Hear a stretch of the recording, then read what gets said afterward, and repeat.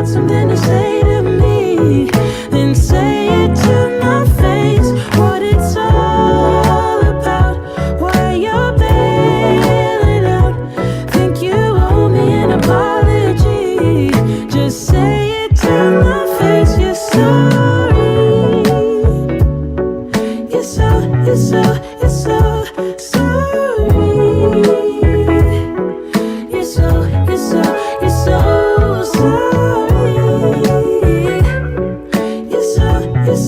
You're so sorry. Say it to my face. You're sorry. And I quit my job for you, even quit some friends for you, 'cause you couldn't stand it, me all independent, so you had to have me for yourself. That was when I trusted you, when I could add up 2 and 2, when you promised we'd be together, you, me, forever. Now there's nothing left to lose. And though I understand it's hard sometimes to make up your mind in these trying times, yeah, I just can't accept you leaving me when I'm overseas with the heart so heavy. Think that I deserve the truth for once, not a guilty tone, 'cause you're not alone, yeah. You said you wanna come home, but I know you don't. So this time I won't hear it on the phone. If you got something to say to me, then say it to my face. What it's all about, why you're bailing out.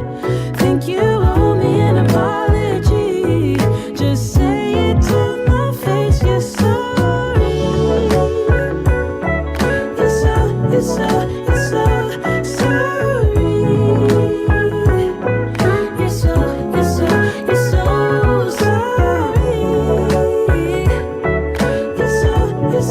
You're so sorry.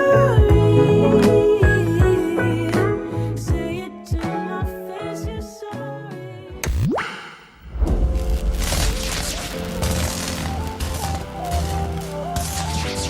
Join our membership program, sign up, find out what's going on, become a patron, and support our work. We're doing these amazing virtual live streams covering events, marches, protests, and actions that mainstream media just isn't covering. A lot of these very common sense policy interventions aren't given the space they need. You know, the truth is, before we have the political revolution, we need a media revolution. We really see this opening in the media space, with television transitioning to the internet in particular. Streaming platforms, Netflix, Hulu, etc., are the next frontier. And we're not mainstream media. You're not getting a 10-second clip and a very watered down, whitewashed version of what's going on. Having a media company to support these kind of movement efforts is extremely valuable. People want to talk to us because they know that we're talking to the people. We need a dedicated, empowered, honorable base of people who are willing to fight for what they believe in. This needs to be all of us, not just like watching great content, not just sharing great content, but taking the correlated action and making sure that together these movements are more effective across the board. We are amplifying activist messages, activist movements, activist campaigns, activist call to action. There's no more important work to be done in this country right now, and ACT TV is doing it, and we need you to be a member. Go to ACT.tv and sign up to be a member today.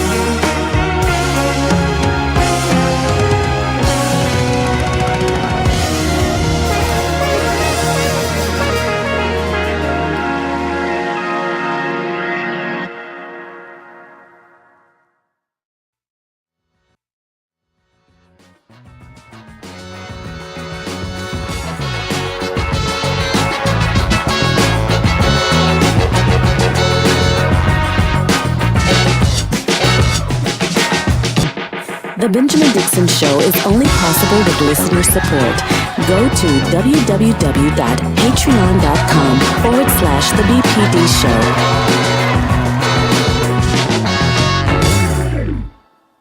Good morning and welcome to the Benjamin Dixon Morning Show. It is Monday, April 11th, 2022.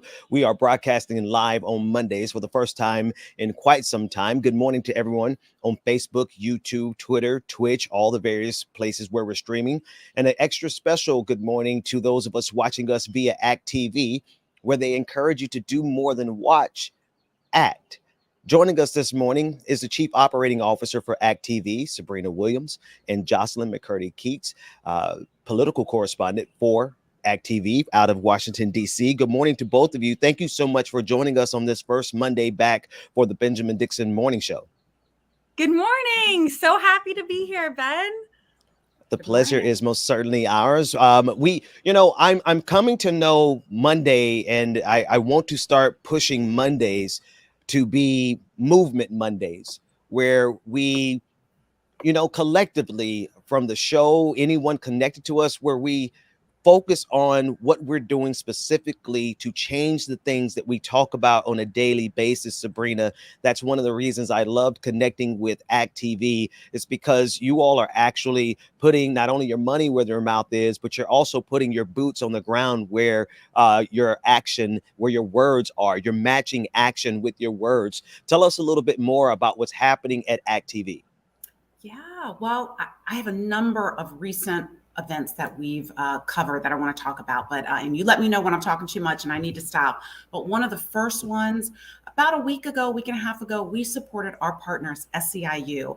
We had the opportunity to support these partners and airport workers around the country and really around the world who took action in more than 20 cities, gathering at airports, gathering at the headquarters of American Airlines, United Airlines, Delta Airlines, to demand, what were they demanding? Good jobs that provide a living wage, vital benefits, and a voice on the job through unions. Ben, as you know, unions are vital for ensuring that workers in many, many industries and many fields across, the workplace are protected, have good wages, and have a voice with management.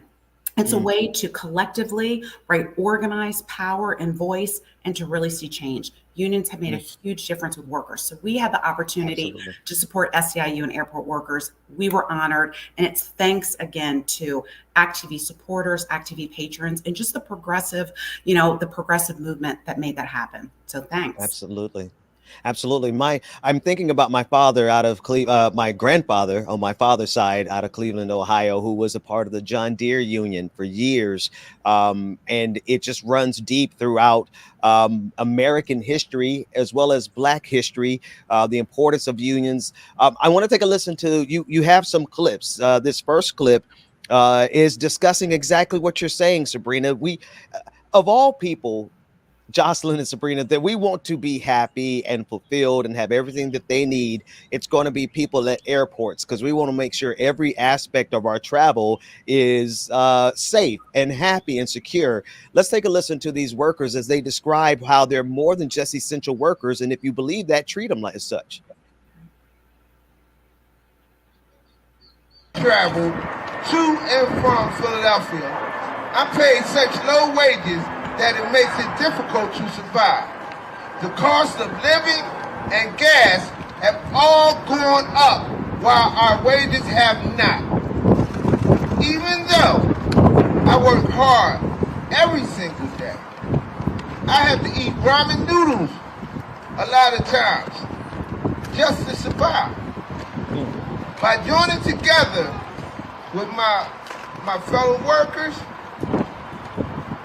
in our union, I'm able to fight for better wages, job improvements, and demand that airport jobs must be good union jobs that pay us enough to survive. In 2021, the Philadelphia City Council heard us and introduced a bill to improve our jobs. and our lives by creating a prevailing wage, which includes a healthcare supplement, sick days, and holidays.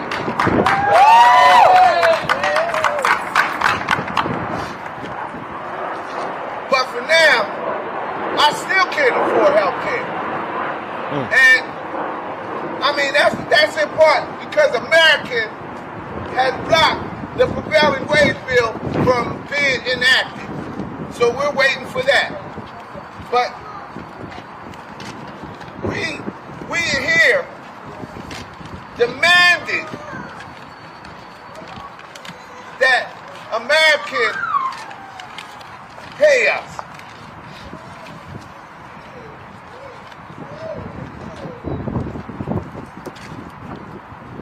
So there's no reason airport jobs everywhere can't be good jobs that pay workers enough to live, provide health care, and pay time off.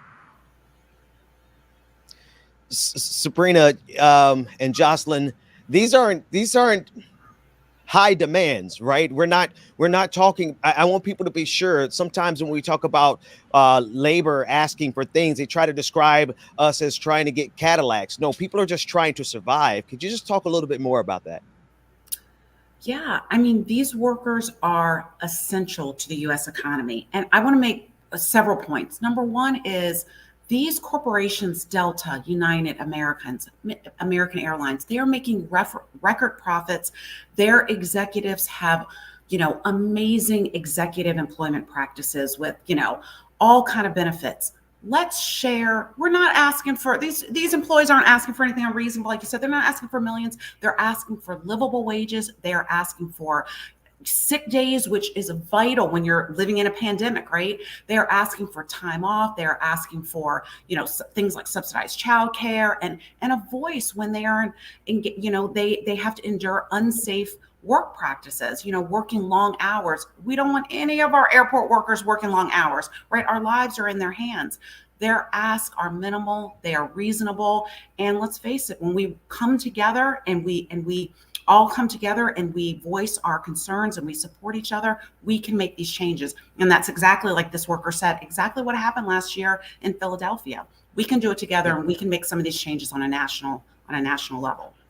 Absolutely. Absolutely. I want to shift now to the campaign They All Knew. Can you tell me, get us up to date? What's happening with that petition and with that campaign? Well, They All Knew. So let me tell you, They All Knew, in my opinion, is one of ActV's finer works. It is where we all came together, particularly two of our most amazing creative producers, Jesse Head and Matt Arpin. They created a video in the run-up to the 2020 presidential election as one more informational tool to do what? To beat Trump. And we've gotten at least 30 million views across social media, Facebook and Twitter and YouTube, et cetera, et cetera. The video is a compilation of videos of Republican leaders speaking about Trump's deranged, egotistical character before he became president. So they all knew he was unhinged. They all knew he was unfit to lead. Yet once he became president, they eagerly became yes men and women to his ill-conceived fantasies of authoritarian power. And you know what? We need to hold them all accountable for the chaos that Trump created while in office. So the point I want to make, and I'll talk a little bit later about the membership program, when you become an ActV member, every piece of your support, every dollar that you donate goes to supporting our producers who make creative, amazing, viral videos like this that are informational and that help to hold those in power accountable. You can watch the They All Knew video on ActV's Facebook and YouTube channels. If you literally it was such a viral video. If you just go to Google and type in act.tv, They All Knew, it should be one of the first links to the YouTube video. Watch it there. It's a short few minute video and it was viral for a reason. And we believe that with your support, with your membership dollars, it's videos like that change elections, that change minds, that are going to change this world for the better. Absolutely. I think we have a little piece of it, if you don't mind, if that's okay. Let's play a little piece of They All Knew.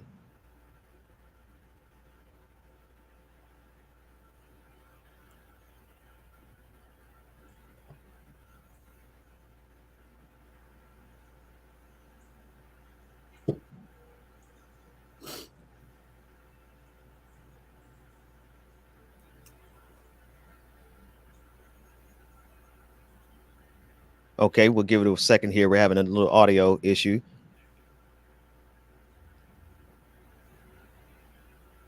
Okay, we're going to come back to that clip in a second as we get the audio issue worked out on it.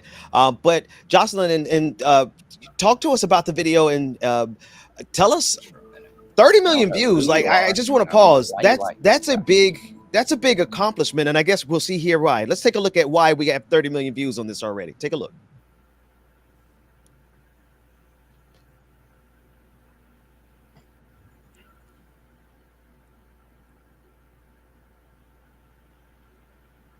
Okay. All right. So we do need one more second. Let's just talk about the context of what's in the video. I already saw Ted Cruz. I already saw Lindsey Graham. So I have great expectations that they're going to be saying the things that they were saying before this election. I mean, everyone who knew Donald Trump knew what was coming, and yet they were complicit with it. Tell us why it's resonating with people to the tune of 30 million views. Well, I think, it feels almost redundant to point out the hypocrisy inherent to the Republican Party at this point.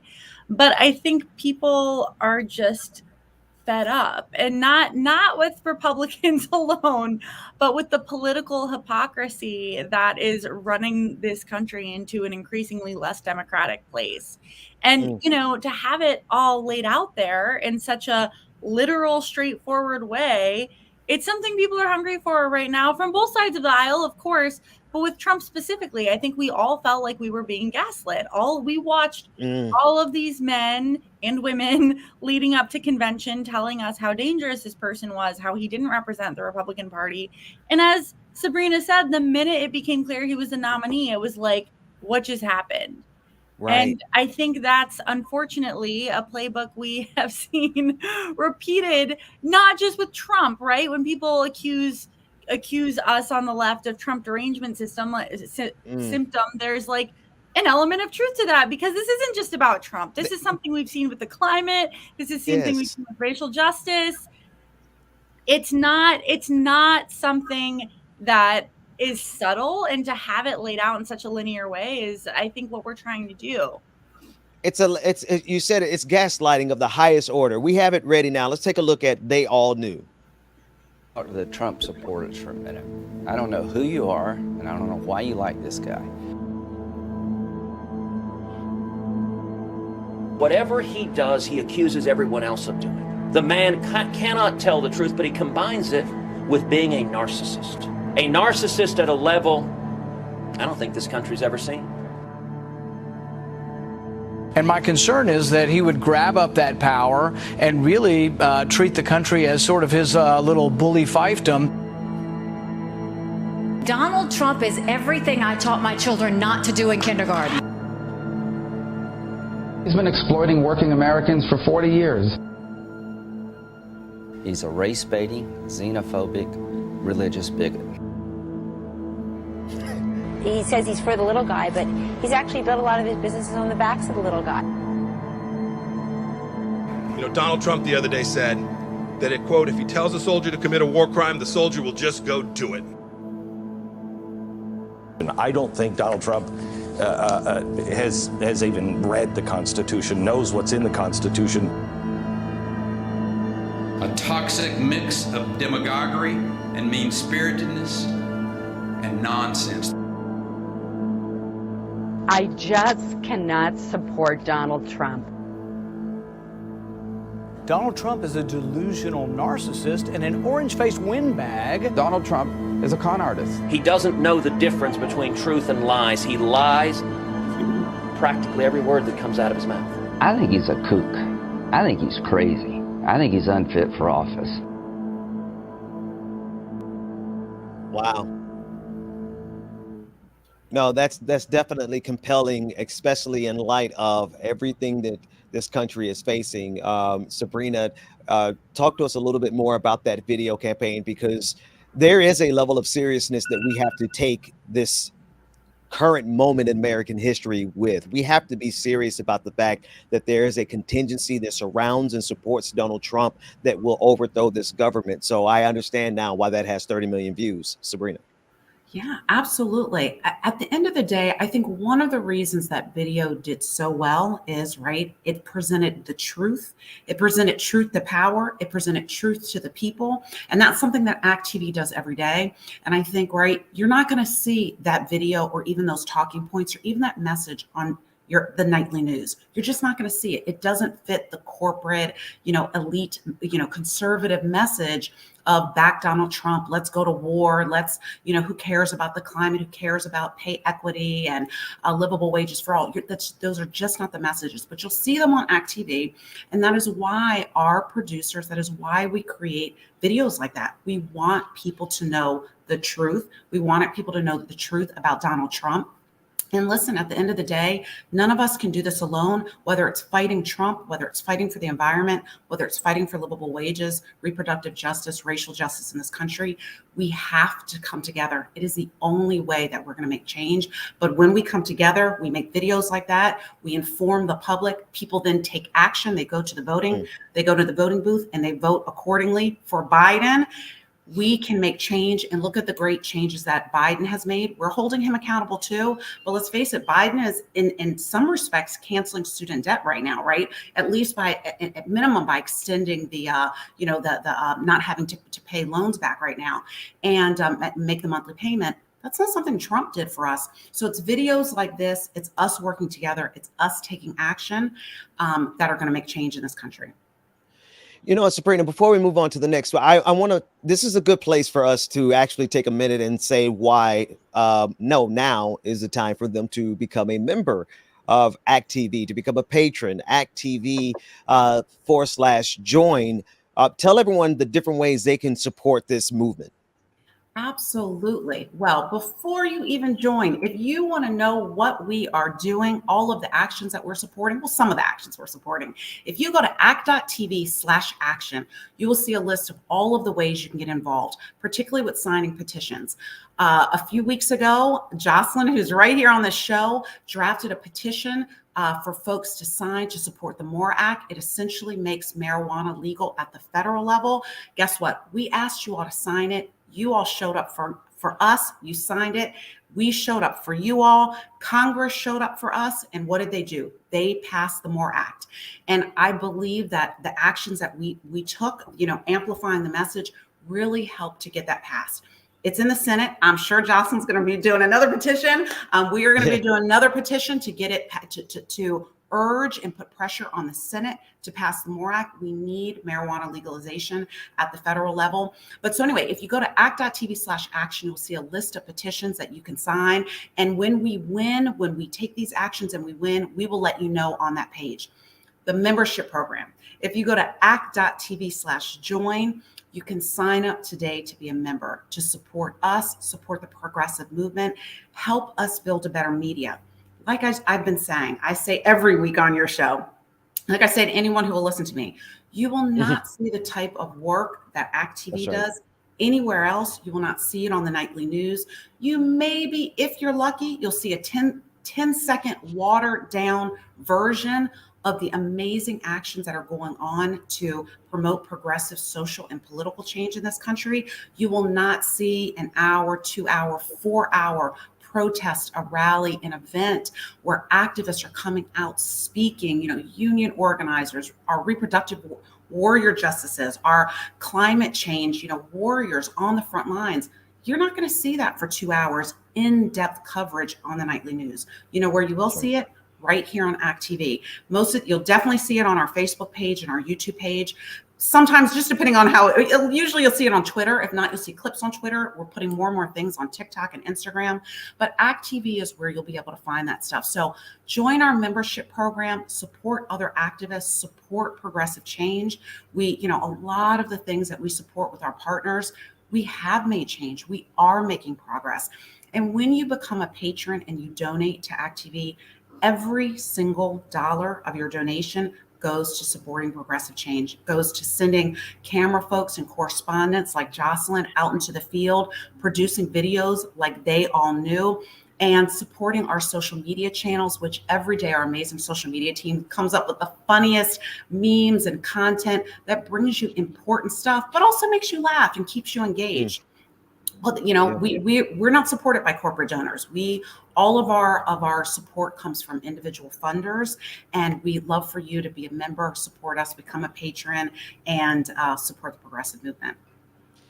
Do more than watch, act. Jocelyn McCurdy Keats, you have a new show coming up. Not only did you just get done with the More Act petition, shout out to you for that and the work that I was happy to work with you on that, on the email and the campaign. I'm just excited about that entire movement. Tell us about that, but then also tell us about your new show. Oh man, I'm just smiling watching those videos. And as you know, Sabrina and I have been going into the field together for years now. To like add on to what she said real quick, the corporate media doesn't want people to feel hopeful.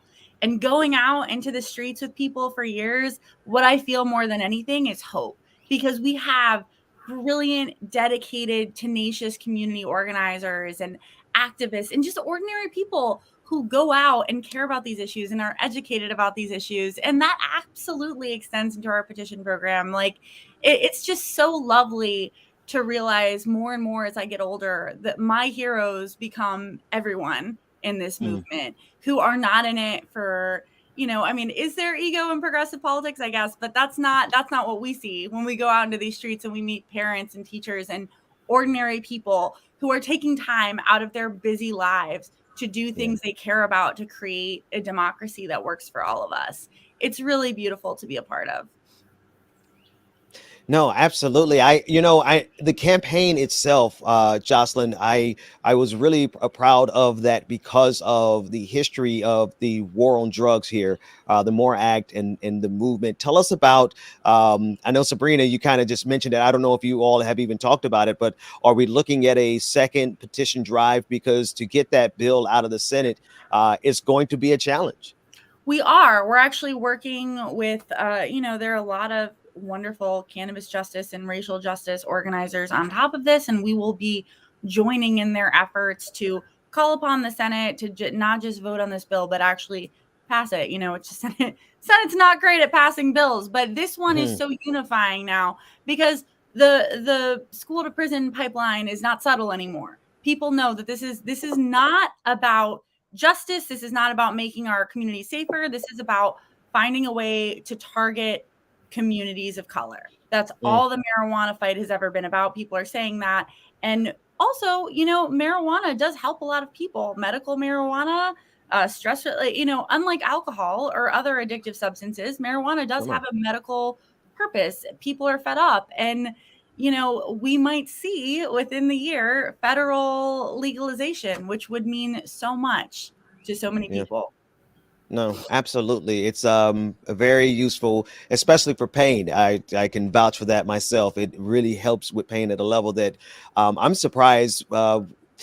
I'll just say this. I want to encourage people to stop drinking alcohol, and especially if you have ailments in your bodies and consider medicinal marijuana, but also the MORE Act, the recreational use. I'm so proud to be connected with you all on that because it has been a stigma, Sabrina, because of the war on drugs, and ActTV has been at the helm of it, just taking it head on with this petition drive and with everything else you all are working on. Yeah, it's a very exciting time. Tell us a little bit more about the new show, Jocelyn, Pursuit of Happiness. That's coming up. Congratulations on that. Tell us about that intersection of life and news and politics. What do you have going on? Well, to overshare a little bit, Ben, I was a psychology student. I wanted to become a therapist. I wanted to become a psychologist. And what was disturbing me as the two parts of my brains were talking to each other, like politics and psychology, is that in a capitalist white supremacist society, we have individualized a lot of political issues and put the onus of people's mental health onto like their person. Oh, you know, you're insecure. You would make more money if you had higher self-esteem. Perhaps if you're anxious, it's because you are the problem. But we know as organizers and radicals that that is absolutely not the case. Most people in this country who are struggling with some form of mental health obstacle would have their issues ameliorated or lessened if they had the resources they need. It is not unstable to feel unstable in an unstable society. And I am sort of become progressively fed up about that. We talk about policy in these dry terms, and we talk about our emotional lives in these individual terms, and all of that is a fallacy. The reality is everything from our economic future to even our dating lives is impacted by the bills that are passed a couple miles from my house on Capitol Hill. And we need to start having that conversation, because right now, people, when their problems are individualized, it's a way of shaming and controlling the population. Oh, you're upset because you're housing insecure? That's a you problem. It's not a you problem. It's a policy failure. And we need to start talking about that. I absolutely love what you just said. It is not unstable to feel unstable in an unstable society. I mean, I know, I don't know what you believe in, but that's a word right there. Like from the Black church, we'll say that's a whole word right there, because that's, people try to gaslight us, Jocelyn, into feeling like we shouldn't feel anything about the madness that we see around us. The name of the show is Pursuit of Happiness. When does it start? So it's Wednesdays on ActTV's YouTube, Twitter, Facebook. And we're taking a more, I don't want to say confessional, because it's not soft. It's a very intellectual thing to draw the link between our personal lives and political structures. It's not even subtle. You don't have to do that much work. But there are a lot of people who make a lot of money by convincing people that, you know, whatever they're feeling in the midst of a pandemic and climate crisis and centuries of white supremacy, that's a them problem, and they should seek individual therapy, which by all means do it, but then maybe consider why generations of people are experiencing the same chronic trauma. Absolutely. Listen, Sabrina, we're going to go to a quick break. When we come back, we're going to cover so much more of what ActTV is doing. But I'm just listening to Jocelyn and the fact that you guys are supporting that, the viral video, They All Knew. You all are obviously supporters and sponsors of the Benjamin Dixon Morning Show. So I think this is a good place for everyone. While we go to break, go to act.tv/join and become a member. And when we come back, we're going to talk about part 2 of all the different operations and actions that ActTV is at the helm of. More of the Benjamin Dixon Morning Show, not motivational Mondays, Movement Mondays. That's what we do around here. Movement Mondays. We'll be back right after this.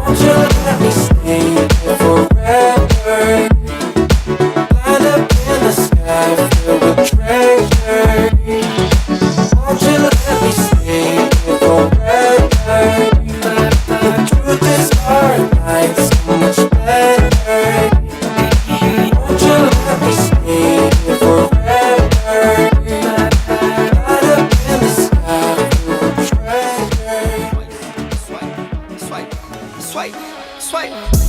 Just picked up some bands, come again. They do what I do, I'm like Simon Says.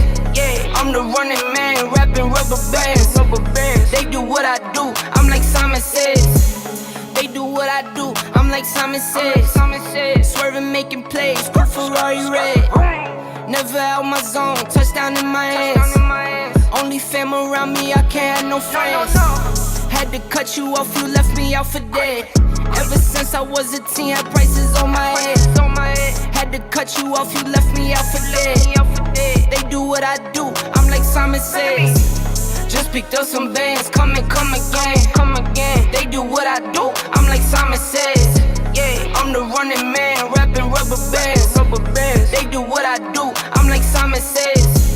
Just picked up some bands, come again. They do what I do, I'm like Simon Says. Yeah, I'm the running man. Don't feel right. I still wanna party with her. Oh yeah. Even when it don't feel right. You know I'ma party with her. We be chillin' off the Wednesday, slept until it's Thursday. She don't wanna leave me, not just yet. Told me all about last Friday when she went all crazy. Didn't go to bed till Saturday. I don't wanna go without, so I ask her to stay. Though she broke my heart in a million ways, but I'm putting that aside now. I'ma feel alright now, happy just as long as she's with me. I've been trying my luck every day of the week, yeah. With my baby, what's up? Always down every weekend. No, I love her too much, but I just can't get enough. She's slipping through the cracks. Welcome back to the Benjamin Dixon Morning Show. It is Movement Mondays, and we are joined by our partners at Activism, where they encourage you to do more than watch. They want you to act. We're joined by the Chief Operating Officer, Sabrina Williams, as well as Jocelyn McCurdy-Keats, the host of the new show, Pursuit of Happiness. Good morning again to both of you. Good morning. So happy to have you here, Sabrina. There's a lot of work that ActTV is active in and so many important partners. Tell us what all you've been up to next. Oh, let me tell you what, well, me behind the scenes and Jocelyn were doing on Friday. We were celebrating with our partners over at People for the American Way and other partners. We were celebrating a historic moment when Judge Ketanji Brown Jackson was confirmed to the U.S. Supreme Court. I mean, this Black Harvard-educated woman and mom, this, this progressive warrior. I mean, this woman who just represents so much positivity and good in American society. She raised that glass ceiling for women and people of color and Black women, and particularly all over this country. We are so proud of her. And we were in Washington, D.C., celebrating this historic moment. Jocelyn was there. Jocelyn, what was going on the ground on Friday? Oh my goodness. So, I said this multiple times during the show, but listen, we have been coming to you in front of the Supreme Court for years with bad news, just terrible news. And some getting into a very dark place. Will and I used to go down every day during the Kavanaugh hearings and hear from victims of sexual assault. So to be in front of the Supreme Court with good news that we didn't just get someone who wasn't a reactionary fascist person. We got somebody who's just incredible. Ketanji Jackson Brown, she's everything we've wanted in a Supreme Court justice. She's a former public defender. She's an excellent parent. She's a proud, strong member of her community. And the fact that she's the first Black woman, she's the justice that democracy so rarely gets, but finally deserves, because I mean, it was just, the energy was incredible. I don't know if you saw this on the show, but there were little girls in Supreme Court justice robes. That was probably the cutest part. But the People for the American Way, along with a lot of other wonderful progressive organizations, wanted it to feel like a party and a celebration. And it absolutely did, because it's not enough to fight for victory. You also have to celebrate them, right? Too Yeah. much in politics. Yeah. We're like, you know, we're always so stressed out, which understandable, right? A lot of this stuff is very upsetting, but to really celebrate, yes, this is the woman I want leading my country. This is the woman I want making decisions that will impact not just my kids, but like grandkids. She is that person. And we have Jocelyn, her. Jocelyn, okay, a couple things here. First of all, this is my first time getting the chance to broadcast since the confirmation, and I wanted to say from the entire Benjamin Dixon Morning Show team, as well as On the Clock, Georgia Ford, and like it or not, Rebecca Zor, we are so excited about this historic moment, and we're also excited about having Justice Jackson there as a representation for all of our daughters to look up to, and to bring some balance to the court. I mean, we were going in a really dark direction, Sabrina, and I know we have some clips. We were going in a really dark direction after the death of RBG, and it just really seemed like the court was lost. So this is some good news, like you said, Jocelyn. Sabrina, tell us more about I think we have some clips. You know, let me just say, when Biden announced Judge Jackson's confirmation, I believe it was Friday, but last week, and he's standing there, on the White House lawn, and, Vice President Kamala Harris is standing there, an African-American woman, and, he's introducing, Judge Brown Jackson, and she's coming up to, speak at the podium. I mean, in my heart, you know what I was saying, Ben? I was saying, you go, girl. You go, girls. Like, you all have raised the ceiling. Like, let's face it, not that long ago, less than 100 years ago, right? Many colleges in this country were saying, oh, you're a woman. Forget being a Black woman. You're a woman. And I'm sorry, but women don't belong in college or in graduate school. 20, 30 years later, they were saying, you know what? Black women, we'll let the white women in, right, but Black women, y'all can't be attorneys. You all can't, right, play these sports. There's so much you all can't do. We are withholding these opportunities from you in society, politically, socially, and economically. And every time we have fought to advance ourselves as women, as minorities, as marginalized people, every time people give us the opportunity to show up, or we fought for and we take those opportunities to show up, we excel, we exceed, and we succeed. And so when I see Kamala Harris, when I see Judge Brown Jackson standing there accepting her confirmation, I mean, my heart is just warmed. I feel a sense of success and empowerment, individually and as a community. And I'm just so proud of her, because that pride really should resonate with every Black woman, every minority in this country. We can do it. Give us the opportunity when we fight, and we will not let you down. We will not let you down. That's what her confirmation says to me. Absolutely. We have a clip of Jocelyn with you, of the head of the Sierra Club and member of the Center for Disability Rights. Let's take a listen into that clip. I've seen any energy out here like this, and we've been covering Supreme Court actions for years now, seen 3 Trump appointees, each more terrifying than the last, and a number of corporate motivated decisions, from Citizens United to things that hurt the climate, queer communities of color, and now we're here with good news.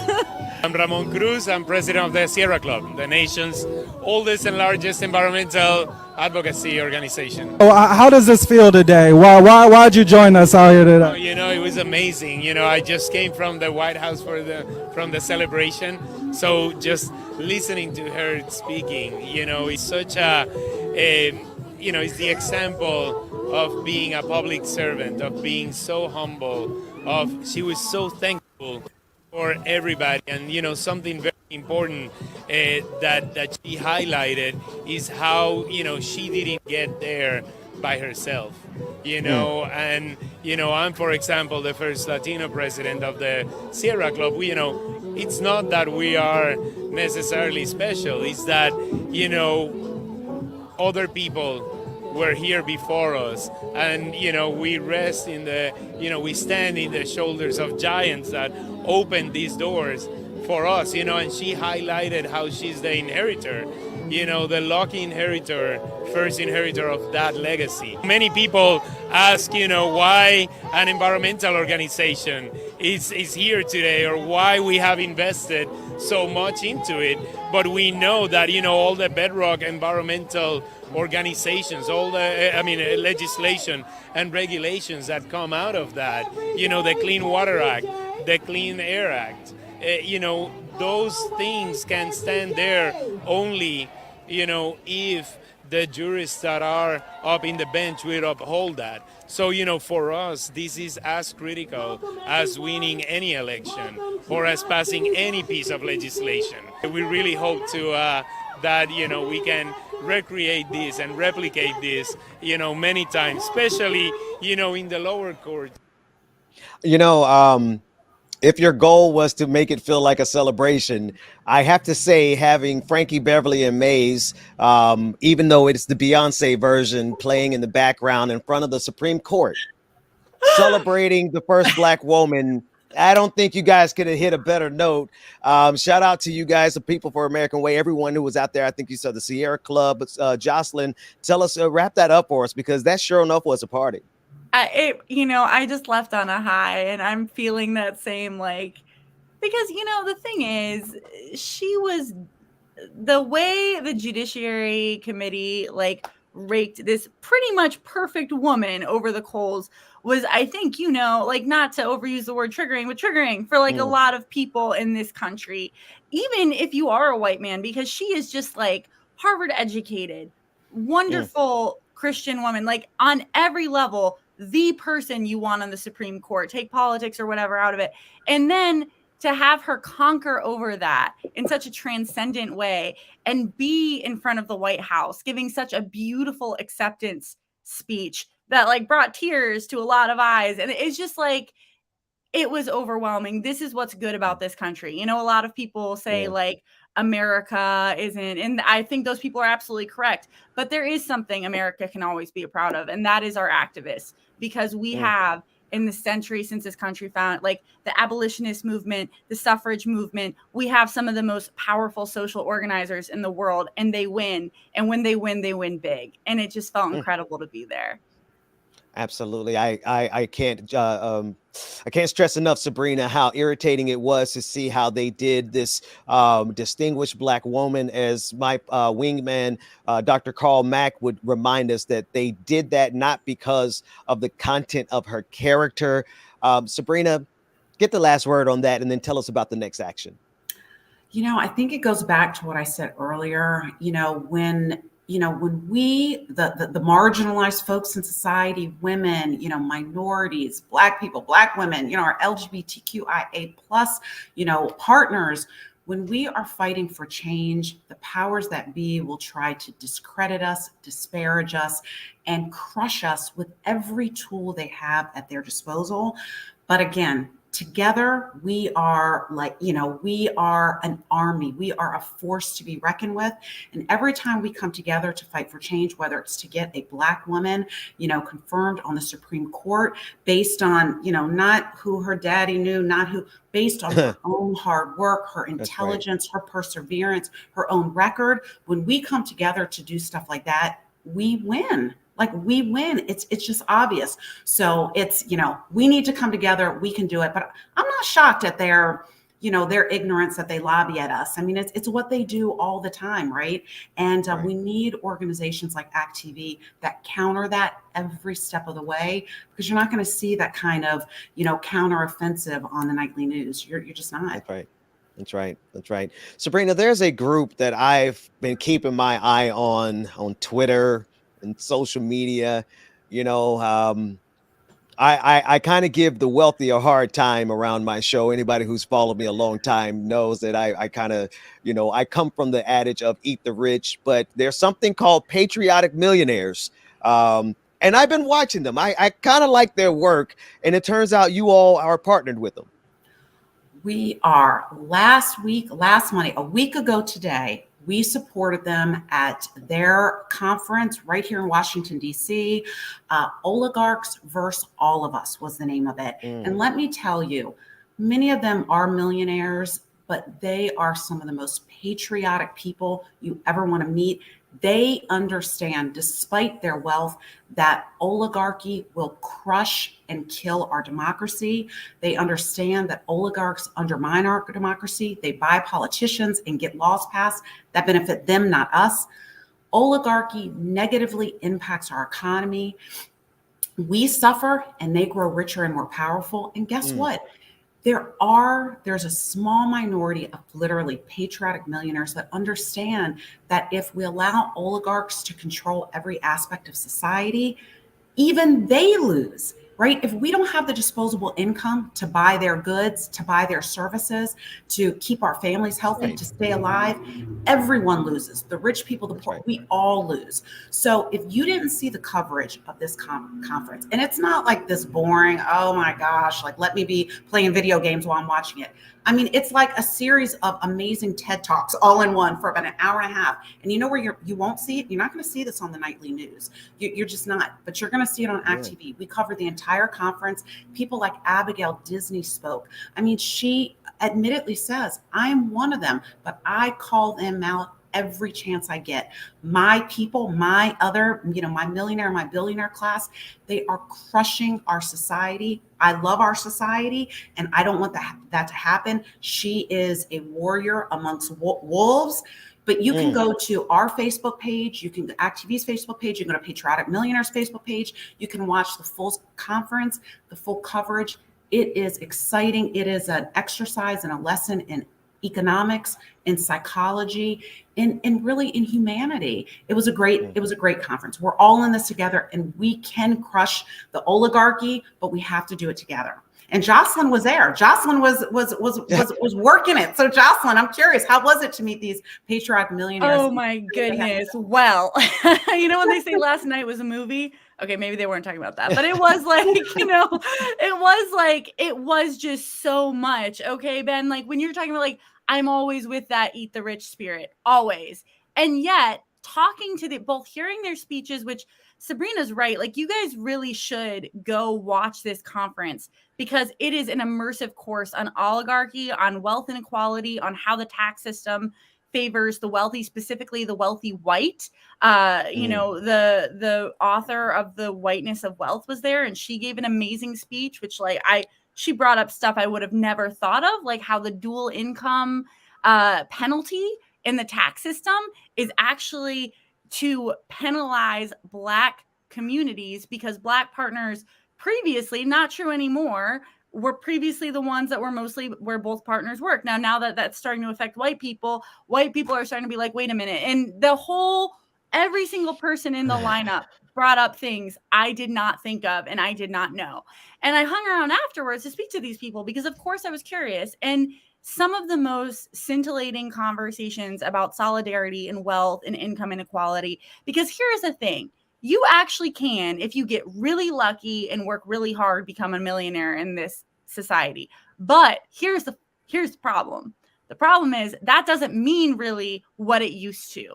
Or as one person said in the, when we're chatting afterwards, to be a millionaire in the society basically means you own property in an expensive area, which is terrifying.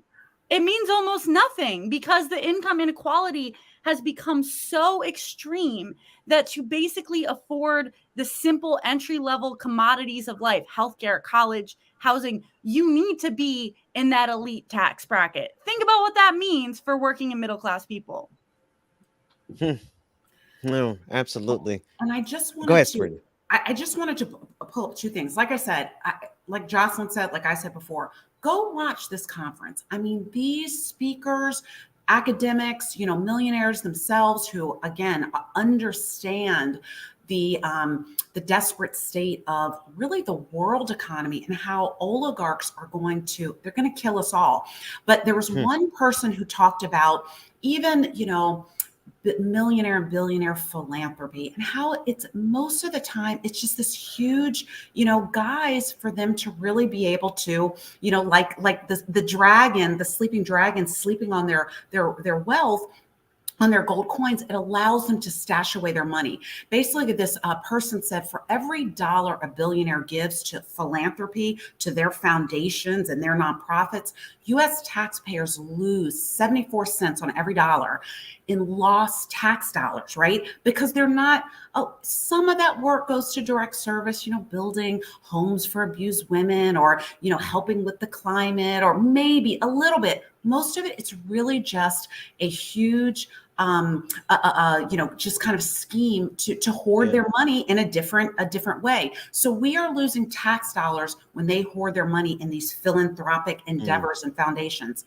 There was another economist who said, and I loosely summarize, he said, when all of the money in an economy flows to the rich people, the economy collapses and all of the hopes, dreams, and even lives of everyone else dies. And I think these patriotic millionaires, they don't want their hopes and their dreams and their lives to die. I don't want me and my family's hopes, dreams, and lives to die. I don't want your family's hopes, dreams, and lives to die. So the problem is oligarchy, and when all the money flows to a small segment of people, which we've seen more and more year after year, decade after decade, particularly in the past 50 or 60 years, the economy, it's not sustainable. And we have to do something, or literally we are all going to die economically and or physically. Yeah.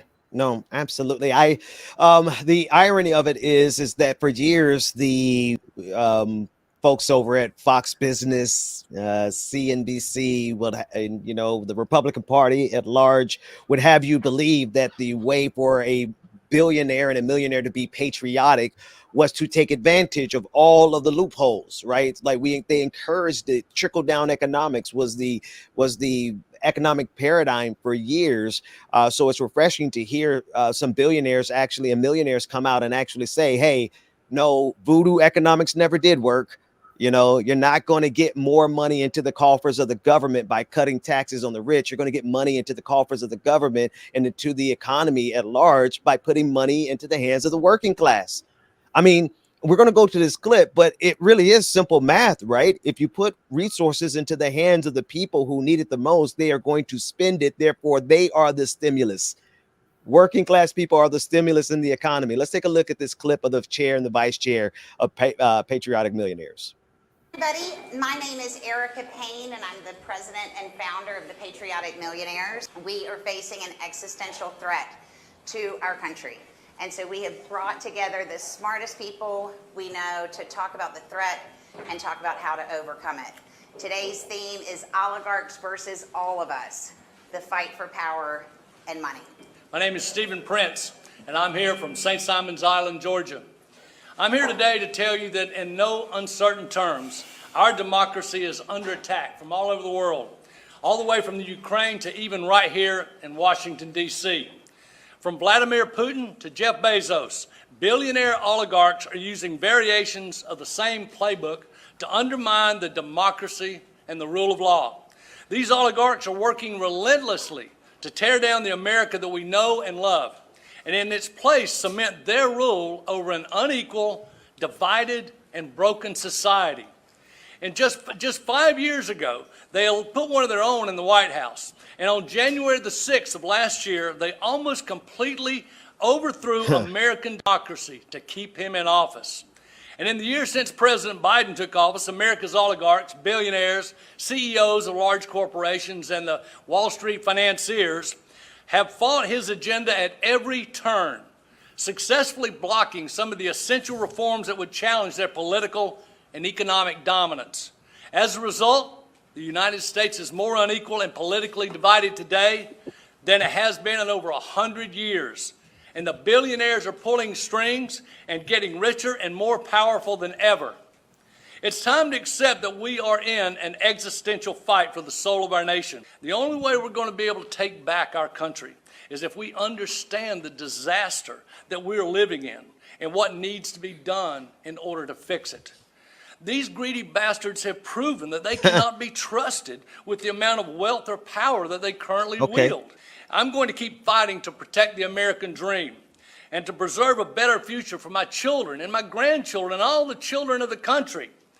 I'm more than willing to sacrifice some of my own personal wealth and energy to do so. That's what I call patriotism.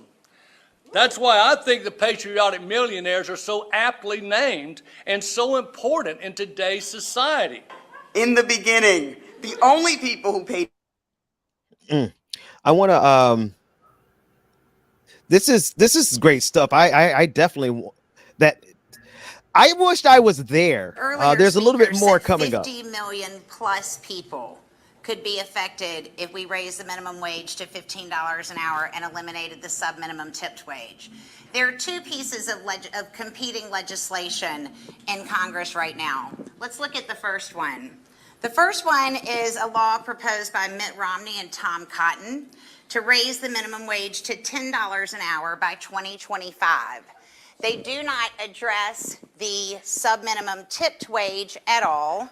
They have overlaid their bill with a very significant anti-immigrant component to it. And of all of the Republicans in the United States Senate, a whopping 5 Republican senators are on this bill. So 5 Republican senators think that several years from now, we should raise wages to $10 an hour. Those 5 visionary folks, Tom Cotton, Mitt Romney, Shelley Moore Capito, Susan Collins, and Rob Portman. I think it's worth pointing out that Tom Cotton from Arkansas, his state already has a minimum wage of $11 an hour, so he's actually proposing legislation that would reduce the pay of the people in Arkansas. The Democrats are quite a bit better. They have a bill in front of them to take us to eliminate the sub-minimum tipped wage by 2025. Unfortunately, as Democrats are wont to do, they can't seem to find an agreement. So there are currently 8 Democrats who refuse to put their names on the bill to raise $15 an hour or to propose an option of their own. You know, that sounds like the kind of conference that I would definitely be at the next one. That type of detailed and nuanced policy debate, exposing the fallacies, the clear lies, right? They've been doing this in plain sight, Jocelyn and Sabrina. I know we're coming up at the end of the hour here. I'd love for both of you to get the last words about your different projects and everything at Act TV, but this really resonates with me, because they have been scamming and fleecing the American people in plain sight for more than generations. Jocelyn and then Sabrina. So I'm so grateful for being here, Ben. This has been such an energizing way to start the week. I love your show. I love your community. Thank you for having me. And please join us, The Pursuit of Happiness, Wednesdays at 3 p.m. We are really going to be trying to create content for you all that, you know, both has like a more, makes you feel empowered in your personal life and not just, you know, all the big political issues are important, but they matter in our day-to-day life. And we have to work with both hands. Sabrina. Yeah, I think on my, closing note, I want to kind of echo a sentiment Jocelyn mentioned earlier, and that's really about hope. When I think about all the stuff, all of the content that Act TV generates and supports, like the Benjamin Dixon Show, Jocelyn Show, The Pursuit of Happiness, this Patriotic Millionaires Conference, PFAS celebration for Justice, soon to be Justice Jackson, supporting SEIU unions, doing videos like the They All Knew, which helped to overthrow Trump and get Biden elected. I think of all of the stuff that we do, all of the fights we fight across so many different battlefields. The one thing that I know is that, and I know I sound like Bernie Sanders, when we come together, we win. Our ask for the Act TV membership program is to come together, support an organization that's doing something that no other organization is doing. We are progressive media. We are activist media. We bring you the stories you will not see on the nightly news. And at the end of the day, I hate to say it, if we're not here, where will you see? Where will you hear about a Patriotic Millionaires conference? Where will you see a few hour-long celebration of the first Black female Supreme Court justice? We need this kind of content to give us hope, to empower us, so that we all know that we're in this together, and together we can make these political and social changes. So go to act.tv/join and join the membership program. Support us. We are doing the good work on your behalf, on our behalf, and together we can make this change. We're doing it. We're doing it. Absolutely. And I'm excited about being partners with ACT TV because action is paramount. And that's why we're committing Mondays. Mondays will be Movement Mondays, where we're going out and we're getting, not only coming here to report what's been done, but immediately after this, I'm heading out into the city to connect with different organizations who are pushing back against violence in the inner city. So we're Movement Mondays across the board. So excited to be partnered with ACT TV with everything that you all are doing. Jocelyn, thank you so much for joining us this morning. Sabrina, it's always a pleasure, and we look forward to next Monday. Thank you. See you next Monday. Much. We're going to go to the best of episode highlights of last week from the Benjamin Dixon Morning Show. The rest of the team, Dr. Carl Mack, Georgia Ford, Rebecca Azor, and DJ Exclusive will be here with me tomorrow morning. Be sure to show back up here. Same bat time, same bat channel, the Benjamin Dixon Morning Show. We're just getting started, folks. We'll see you next time.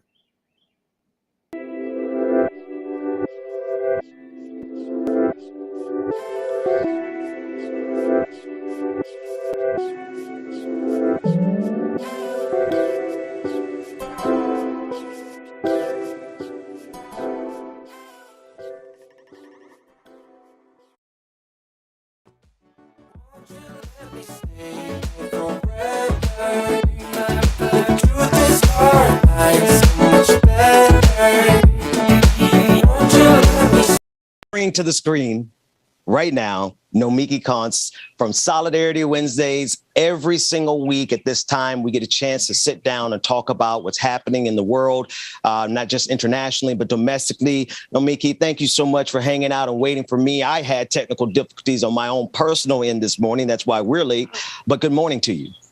Good morning. And I do need that reminder of the day of the week because this is a chaotic world that we live in. So if you want to come in several times a day and tell me what day of the week it is, that would be great. Because I actually could use that myself. You mentioned Starbucks. I want to go right to the Starbucks union efforts. The CEO, Schultz, is back. You don't hear a lot from him, but he speaks out when it's something important to him. And we have a clip. This is what he's saying in a town hall meeting on Monday. Starbucks CEO Howard Schultz just told workers that Starbucks is, quote, being assaulted in many ways by the threat of unionization. Let's take a listen in to the Starbucks CEO. Now, here's where it gets a little sensitive because I've been coached a little bit, but I do want to talk about something pretty serious. We can't ignore what is happening in the country as it relates to companies throughout the country being assaulted in many ways by the threat of unionization. I'm not even going to set it up. Nomiki. Oh, poor companies, poor CEOs. They're just going through such torture right now. Such a hard time. The economy's a mess. And oh my God, like the gas prices are so high that maybe you're going to have to pay a little bit more for their private jet to get to Barbados. You know, climate change is really, are you kidding me? Come on now. Like this is. He's really looking for sympathy. Right? I know corporations are people, according to Mitt Romney and Citizens United, but are we really supposed to feel empathy for corporations that make billions of dollars and leave workers out to dry? And then the second thing, Nomiki, is the threat of unionization. That phrase right there should tell you everything you need to know about how CEOs, executives, and corporations view labor. They view 100%. Your organizing as a threat. I posted something the other day on Instagram and social media. I ran for office a few years ago, and we had it was a special election, and in New York, when you have a special election, a citywide special election, you have to come up with your own party name. It's a very weird system. And I ran on 3 issues. Number 1, raising the minimum wage to $30 an hour in New York. Number 2, rent control, taking on major developers in New York who are getting massive subsidies for tax subsidies. and tax breaks to sell property, and then they're selling it off to oligarchs, and free transportation. Okay, so those three things I thought were very instrumental into shifting the way New Yorkers would live. So I saw something. People said $30 an hour. Are you crazy? All these small businesses are going to go out of business. And I said, well, we put in protections for small businesses in our plan, but I can't believe the people who are in my comments being like, you're going to ruin businesses in America. What are you going to do? They're going to crash if you raise the wages. And I said, hang on a second. Did you see the second part here about taxing the real estate developers and about rent control? Because the reason why my coffee, I have a coffee shop in my building in Astoria. I don't even live in Manhattan. My coffee that I'm drinking this morning, guess how much this iced coffee was? I don't want to ask. $7 at least. Good job. $7.60. $7.60 for an iced coffee. And so people say, it's because of the wages. No. It is because of the rent. So, this is by design. They want to blame the workers. They've permeated people's brains into thinking that when you pay fair wages, something that has not been, when the last time they raised wages was in this country. I mean, if you're never going to raise wages, we're not going to be able to afford to pay the $7.50 coffee. It's because of the rent. Who are we kidding? And the fact that they can still, he talks about unions like it's this new concept that showed up, like aliens showed up last night. And it's like people in America, even though they've been under attack, they know what unions are. That's right. It's us. That's right. Right. I think he's been living in such a fantasy world that the CEOs of America and the oligarchs of the world get to live in, that he forgets that there are normal people who do not like extremely wealthy corporations that put their workers at risk. There are so many people who work in these organizations, and the elite are so disconnected that he actually thought that what he said was going to be okay. Right. But it's very clear, if ever there was a time to unionize and this was at a partners, they like to call baristas their partners. Ask them how much of the profit you're getting every quarter if you're really a partner. But I digress. This was at a partners meeting, which should tell every single barista that has ever worked or will work for Starbucks that they need to unionize immediately. So we're going to keep our eye on story as it develops and with all the unionizing efforts. I want to go to two more stories, Nomiki, while I still have you. Oklahoma has passed a total ban on abortions. Oklahoma passes a total ban law limiting options for Texans. Here's a clip from KHOU 11 breaking it down for us.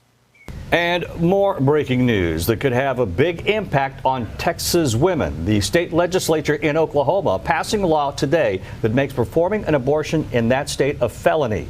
It would be punishable by up to 10 years in prison. The Oklahoma governor is expected to sign the bill into law, and it would go into effect this summer. Once in place, the law would have major regional impacts. More Texans have gone to Oklahoma to get abortions since the new Texas law went into effect last September. The law here bans abortions after 6 weeks of pregnancy.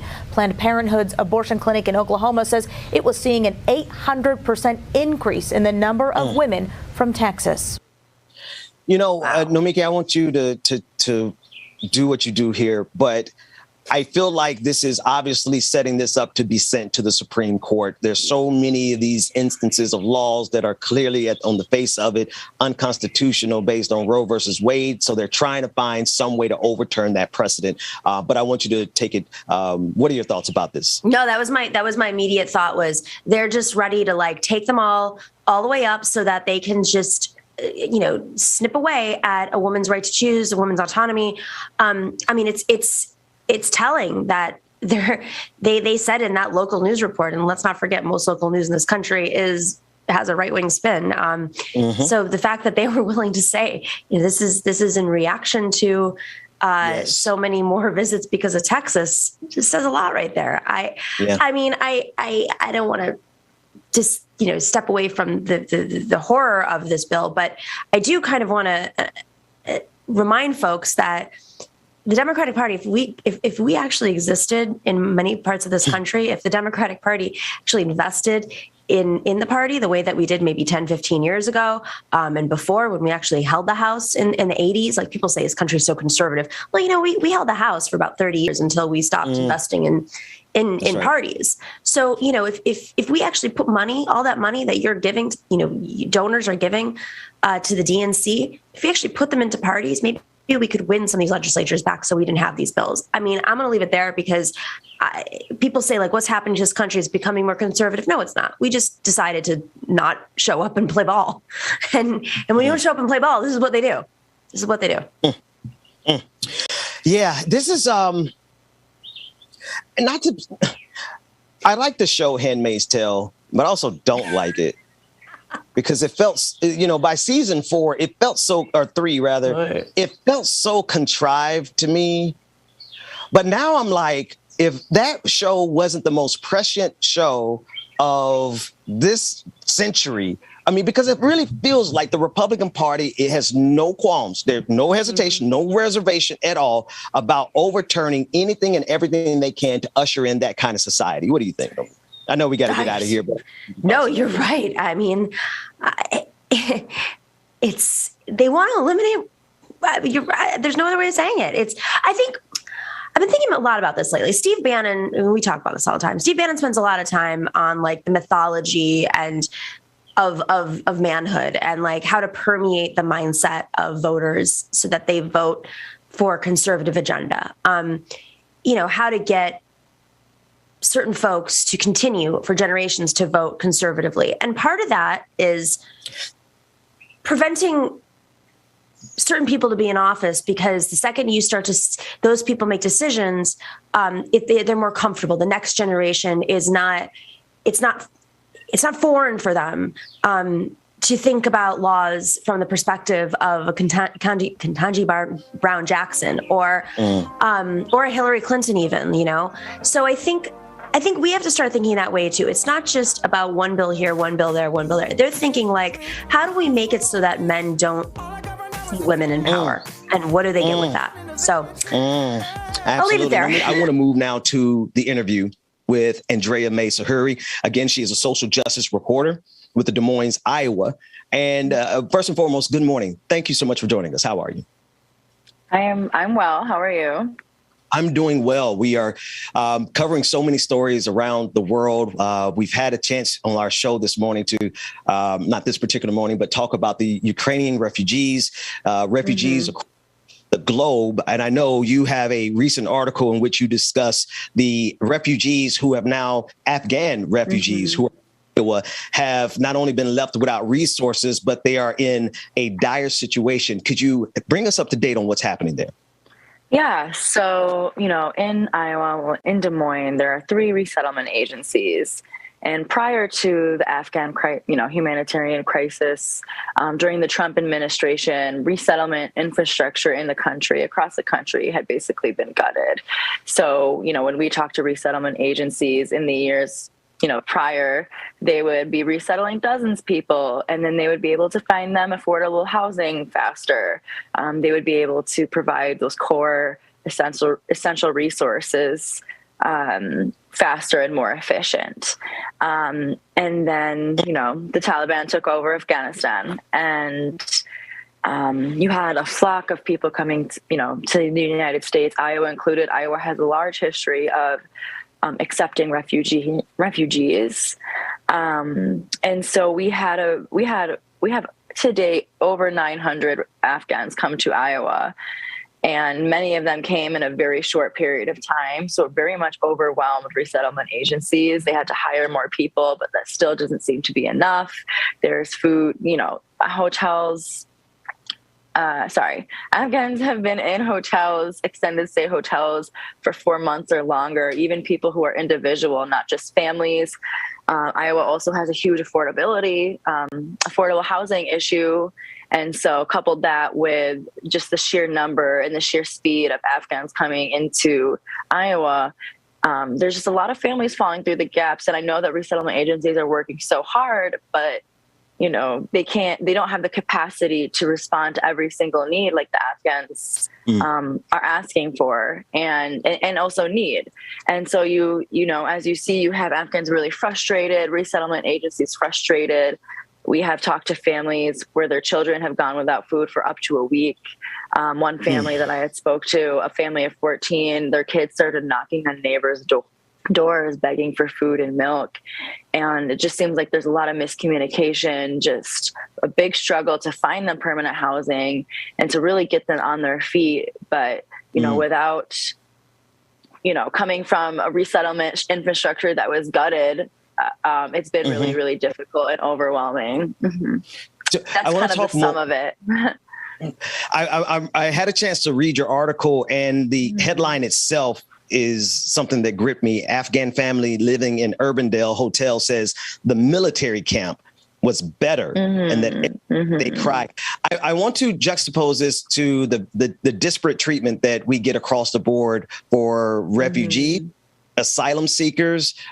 We see that in some cases, particularly with the darker the hue, the more melanin, Haitian refugees and asylum seekers at the border being whipped. We've covered that extensively. And we see now that even those asylum seekers who are able to get to this country, they're not all treated the same. How is it that these individuals are unable to even get food, which at the core of that, housing is important, but if they cannot eat, how do we get to this place? You said that the breaking part of our resettlement system.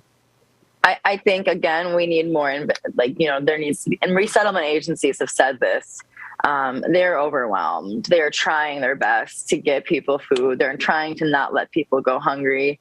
It's just we need to bolster. They say that we need to bolster our infrastructure. That means providing more funding. That means providing extended programs for extended case management, because right now the federal system allows for 90 days of assistance. And in this case, these Afghans need much more than 90 days of assistance. So, resettlement agencies are advocating for that. Obviously, again, more funding, just more sustainable infrastructure in place so that when, another president that might come along decides to gut resettlement infrastructure again, their services won't be impacted. So I think that's what the resettlement agencies right now are looking towards, because they are very overwhelmed. And, there's a lot of expectations that Afghans are grappling with. I know when I spoke to, they were told different things at the bases. They were told that they would get, $1,225, and that money actually goes to the resettlement agencies. They were told, they would have much better living situations, and that, the resettlement agencies would take care of them, which again, they're trying, but, they're just, it's just the sheer number and the sheer speed. It's just so overwhelming, and there needs to be more infrastructure. Yeah, there's so many angles on this, speaking about the infrastructure and those agencies. Are those agencies federal, state agencies, or are they private agencies? So they're nonprofit, but they, and then they receive federal aid. So okay, so they're not government. They're so like non-governmental NGOs. Yes. So one thing that I did not know, and I'm so glad that you said that, because I think that's a place for us to actually explore, is that the money that was promised to those refugees did not go to the refugees, but went to an agency. Let me ask one other question. In your conversations with the families, did any of the conversations go to, or do you have any thoughts on the sheer magnitude of refugees that are coming to our country because of our foreign policy? Because in this country, a lot of people try to make it seem as though these people simply just want to come to America. But in many cases, they have to come to America. And in some cases, it's because of our foreign policy. Was that ever a part of a conversation, or do you have thoughts on that? Yeah. First, I would like to clarify, yes, the money does not go directly to the families, but that's federal policy. So the agencies follow federal policy. That money goes to the agency so they can pay rent, they can give them food, they can give them pocket money. So that's per person. I just wanted to clarify that. It's not absolutely. Thank you for that clarification. Thank you. Yeah. But in terms of foreign policy, we did have a huge motif among the Afghans was that they were extremely upset that they, helped the Americans in Afghanistan and risked their lives in Afghanistan, fighting with the Americans, and, recalled memories of the Americans saying, oh, this is our, we're brothers. And then they get here, and one family I spoke to said that he feels like he was a prisoner and he was in the special forces in Afghanistan. And he felt very insulted and very hurt because, we're here because they felt that they were betrayed by, the country that they helped fight for in terms of foreign policy. I hope that answered your question. No, absolutely. I would think most certainly that the refugees here have quite the opinion and quite the take on the reason that they are here. I want to thank you for this reporting, because it oftentimes happens that refugees and asylum seekers are dehumanized across the board by all groups of people, especially situations like we're finding. Thank you so much for continuing to put a human face on this condition. Yes, thank you. That's my favorite part of the job. You're back. So. I'd love to have you back soon.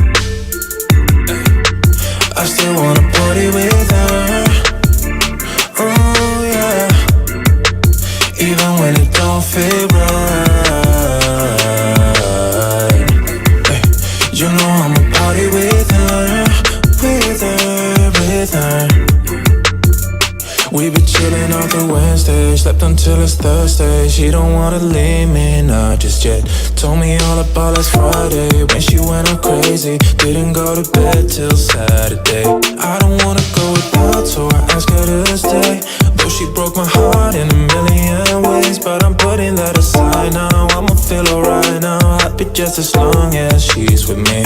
I've been trying real hard every day of the week, yeah. When my baby works up, always down every weekend. No, I love her too much, but I just can't get enough. She's slipping through the cracks.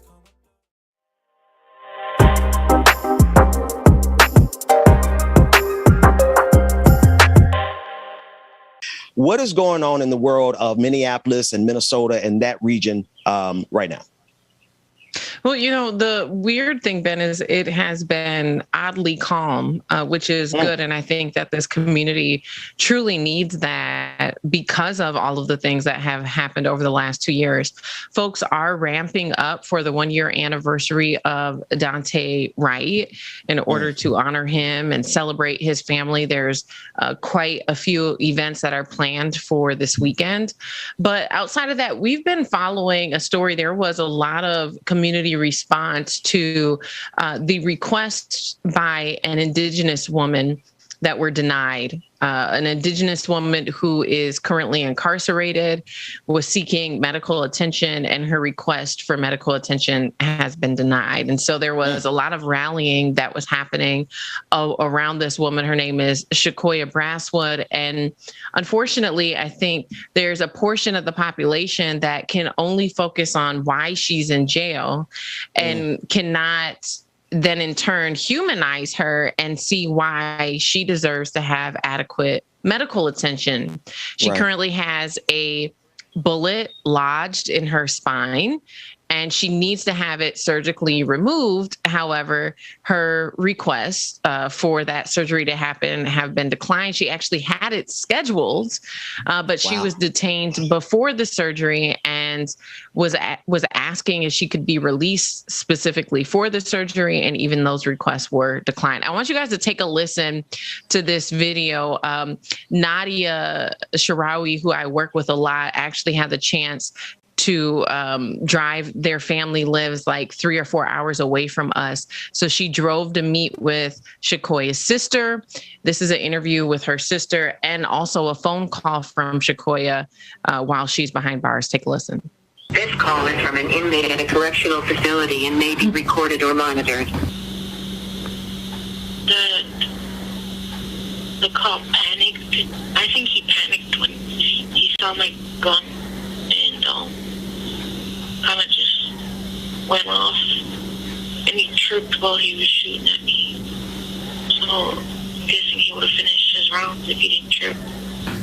Shania Bassett, or tribal member. I'm 22 years old. Shakoya is my sister, my little sister, by like 2 years. They went on a high-speed chase, and Shakoya was in the back seat with 2 other of her friends, and they started racing around, but then the cops started like bumping into the back of their car, trying to get them to stop, or like bumping into their bumper to get them to stop, and they just kept ramming into them.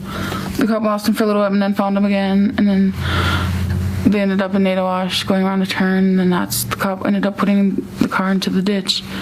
Told us to get out of the car, put our hands on the car, and I had a Glock in my armpit and an extended clip in my other armpit, and it was really big, so he said put your hands on the car, and it was gonna fall out. So I grabbed it out, put the clip in, but he heard that. He turned around, saw he had a gun, and just started shooting me, and then he tripped. The second shot and fell backward. They shot at me 7 times. I guarantee he would have shot more if he didn't trip. 30 minutes after the ambulance got there and brought her to the hospital here in Monoman, then Life flighted her to Fargo. I had to call like 2 in the morning, and I couldn't believe it. So I was like, what? I still have this bullet in my back. I don't know when I'm gonna get it out. They don't have a nurse here that's full-time. The nurse that shows up is part-time, and she comes in when she can. Alright, well, I'll talk to you later. Text me. Alright. Love you. Yeah, I'm trying to fundraise for my sister. We need money for a lawyer and her medical bills. I'm trying to raise at least $20,000 for all of this in her situation. I have hope that we'll get, and faith that we'll raise the money for her and that she gets justice. And so the odd thing too is Shakoya was moved to another jail facility without even her family's understanding, knowing. They weren't alerted to this, and so now she's even further away. But when I shared this story, there was a lot of people in the comment section, arguing whether Shakoya is innocent or not. And, she had court yesterday. She's going through the legal proceedings. She, is hoping to get legal representation to fight whatever charge she has. That is a whole separate issue, right? That's a whole separate conversation. The issue we are trying to point out is that you have a woman who needs a critical surgery, who had it scheduled, and the jail refused to allow her to attend her surgery, which could cost her her life. And when we look at situations like Hardell Sherrill, who died in jail, when you look at Kelsey Rayner, who died in jail, there is a critical issue here. Just because you are charged or convicted, if you're incarcerated, does not mean you're not a human being who does not deserve adequate medical attention. That is the issue here that people need to see. That you have a woman, a 20-year-old woman, who has requested medical attention and her requests have been denied. That's a problem. That's a serious problem, Georgia, especially for those of us who understand what this carceral state actually is. The only thing inmates have traditionally been provided with on a reasonable basis is health care. Like, it's sad, but some people get better health care in prisons than they do out of prisons, right? And so for them to refuse this from her, to me, has to be rooted in the fact that this involved a police shooting. This is just my opinion. This is just my take, because I don't know of many other circumstances, unless you're Black. You already listed a couple where they intentionally do these things to Black people. But I'm looking at this situation. I'm like, it's a surgery. And if she dies as a result of not having this surgery, there's even more culpability. So why would they put themselves in this harm's way? And it's because the cruelty is the point. When you have, especially when you have an encounter with the police, the cruelty is the point. Absolutely. Well, we will continue to follow the story. Ben, there was a huge community response when people learned about Shakoya's story and a demand at that jail for there to be some type of medical attention given to her. So we'll continue to follow it. Yeah. Hopefully she gets the medical attention she deserves. But, when you are arrested, number one, it doesn't mean that you're guilty. Right. And even if you are guilty, it doesn't mean you're not human. That's right. If you're incarcerated, it is the state's responsibility to provide any adequate medical attention you may need while you're incarcerated. That is their responsibility. That is the oath that they take when they say that they're going to protect and serve. That's right. And what we see continuously is a pattern that once folks are in that system, they don't care. They turn a blind eye. They intentionally deny people the medical attention that they need. And it's sad. And on top of it, these institutions, these systems, some of them are private, make billions of dollars from taxpayer dollars. And what they're doing with it in this case, they're not allowing this individual to get their surgery. I just one last thing, Georgia, before we go to the next story. The powerful can get away with whatever they can get us to excuse away on their behalf. And when you mentioned this story at the beginning, you were talking about how people in the comment section were like, oh, well, she's in jail. Oh, she did this and this was why she was there. And that became a justification for her cruel and unusual punishment now that she is in jail. And I just want to remind folks, the more the powerful can get you to say, oh, well, I don't have to worry about that because they did this, they did that. It brings us one step closer to all of our rights being infringed upon. A threat to justice anywhere is a threat to justice everywhere. Yeah, and to double down on that thought, Ben, if there are circumstances that allow you to not see a person's humanity, does that say more about the system or does that say more about you as an individual? And so I think people need to really think about that as they're looking at stories like this and they're so quick to say, oh, well, that person deserved it. Right. We're not talking about a serial killer. We're not talking about a person who has caused harm to children. We're talking about a 20-year-old woman. And so when you talk about people who, commit crimes, even the way that they tried to vilify George Floyd, or I mentioned Dante Wright, they tried to vilify him, criminalize them, right? Yeah. And so if you have done something that is wrong, we've created a system that we have put our faith in as a society to be the place where people can go and course correct, right? That's right. So let people go do their time, but do not strip them of their humanity in the process. That's it. And that's the part for me where it's like the criminalization and the dehumanization of individuals who are in trouble or who have made a bad choice. That's the part for me where it gets tough, it's hard for me to respect people who criminalize, especially people of color. They're quick to do that. They're quick to dehumanize us, and say that, oh, well, you deserve this. And no, it's inhumane.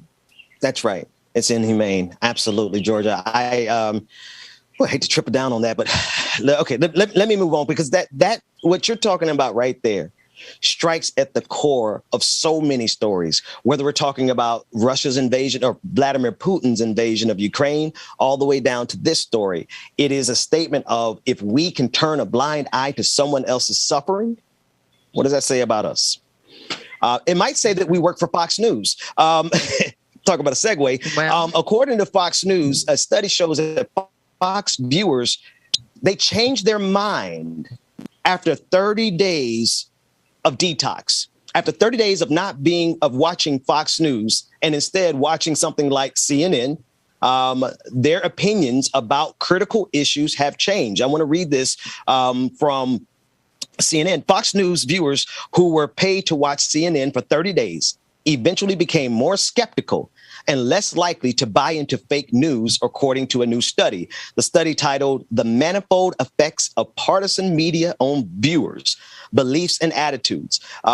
Of 763 participants, when they were randomized 40% into a treatment group to change the slant of their media diet, they offered treatment to participants $15 an hour to watch 7 hours of CNN per week during September of 2020, prioritizing the hours which participants indicated they typically watch Fox News. Here's the good part, the interesting part.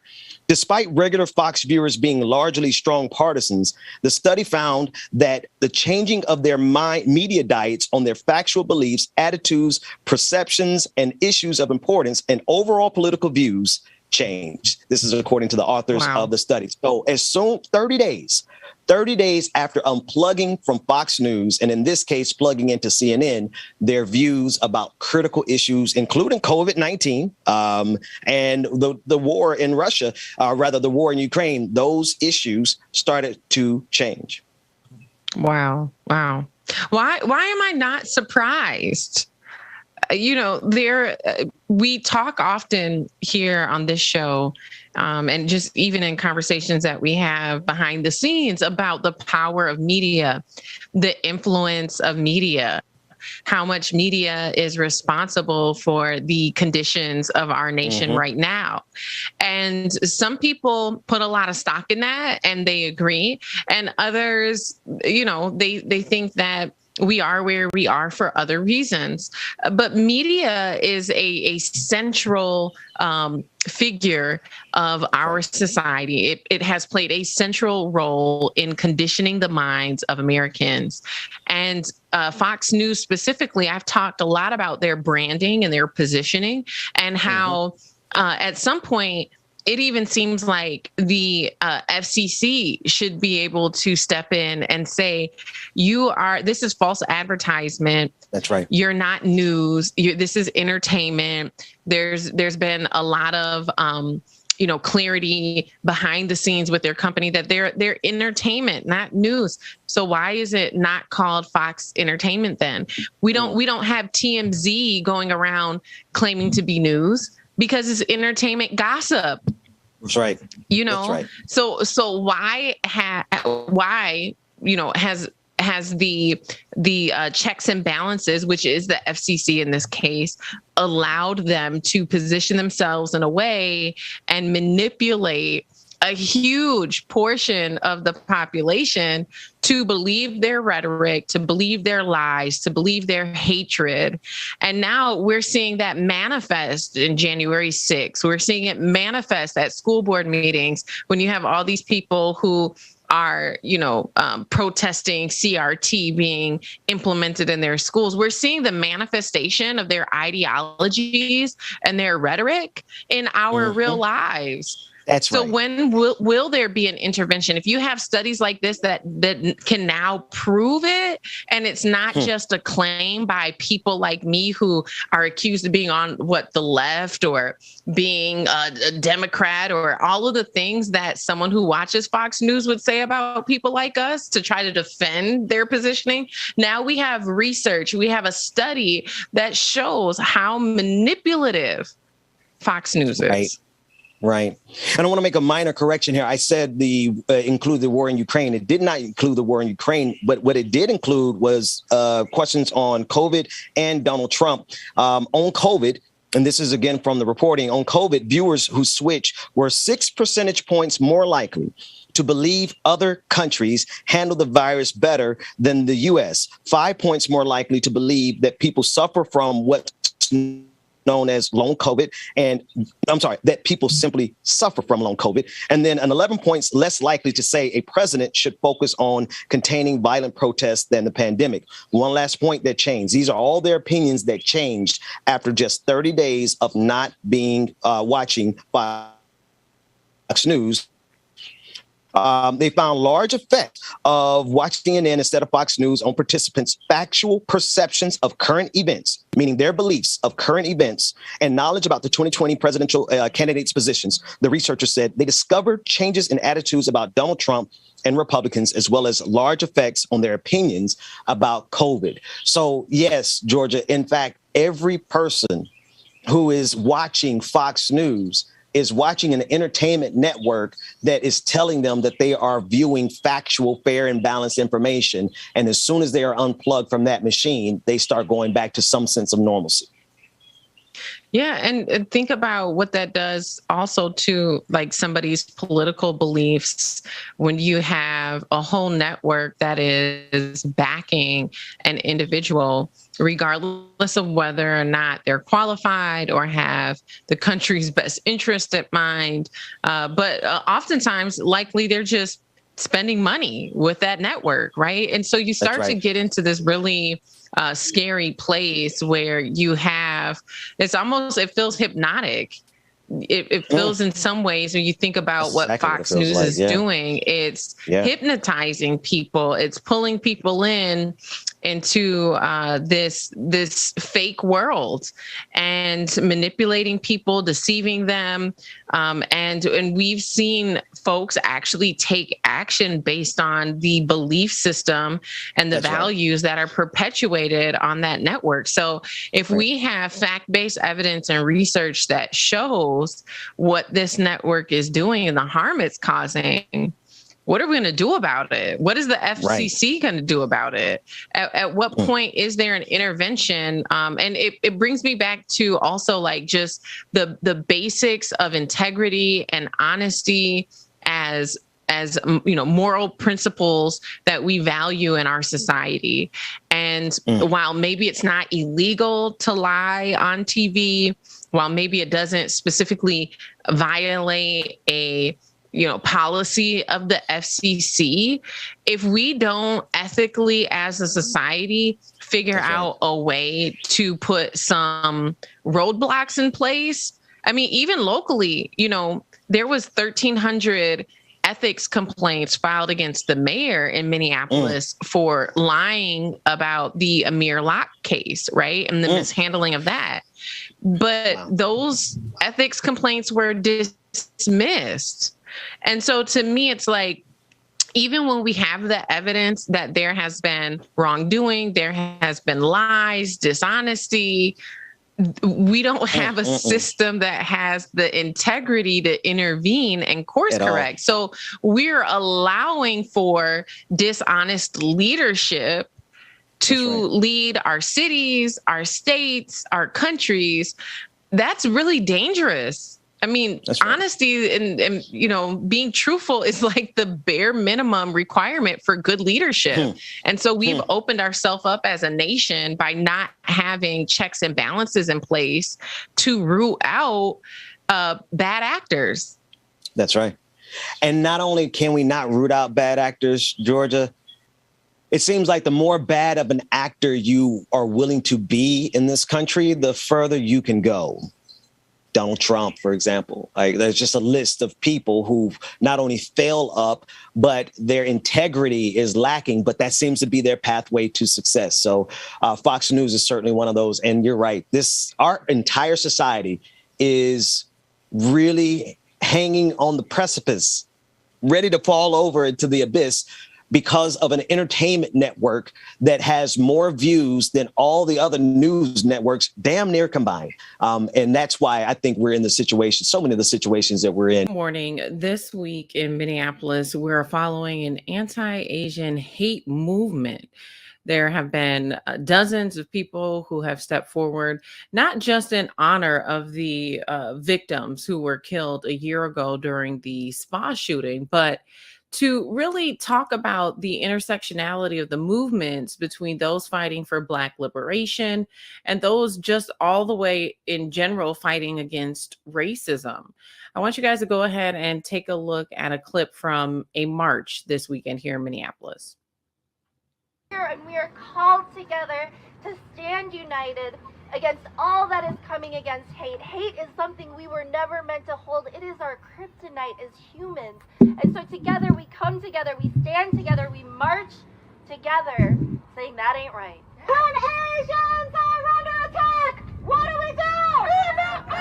When Asians are under attack, what do we do? I was in 9th grade when I first remembered a man commenting on my body and calling me all sorts of objectifying comments. I would routinely see that man on the sidewalk near my house every day.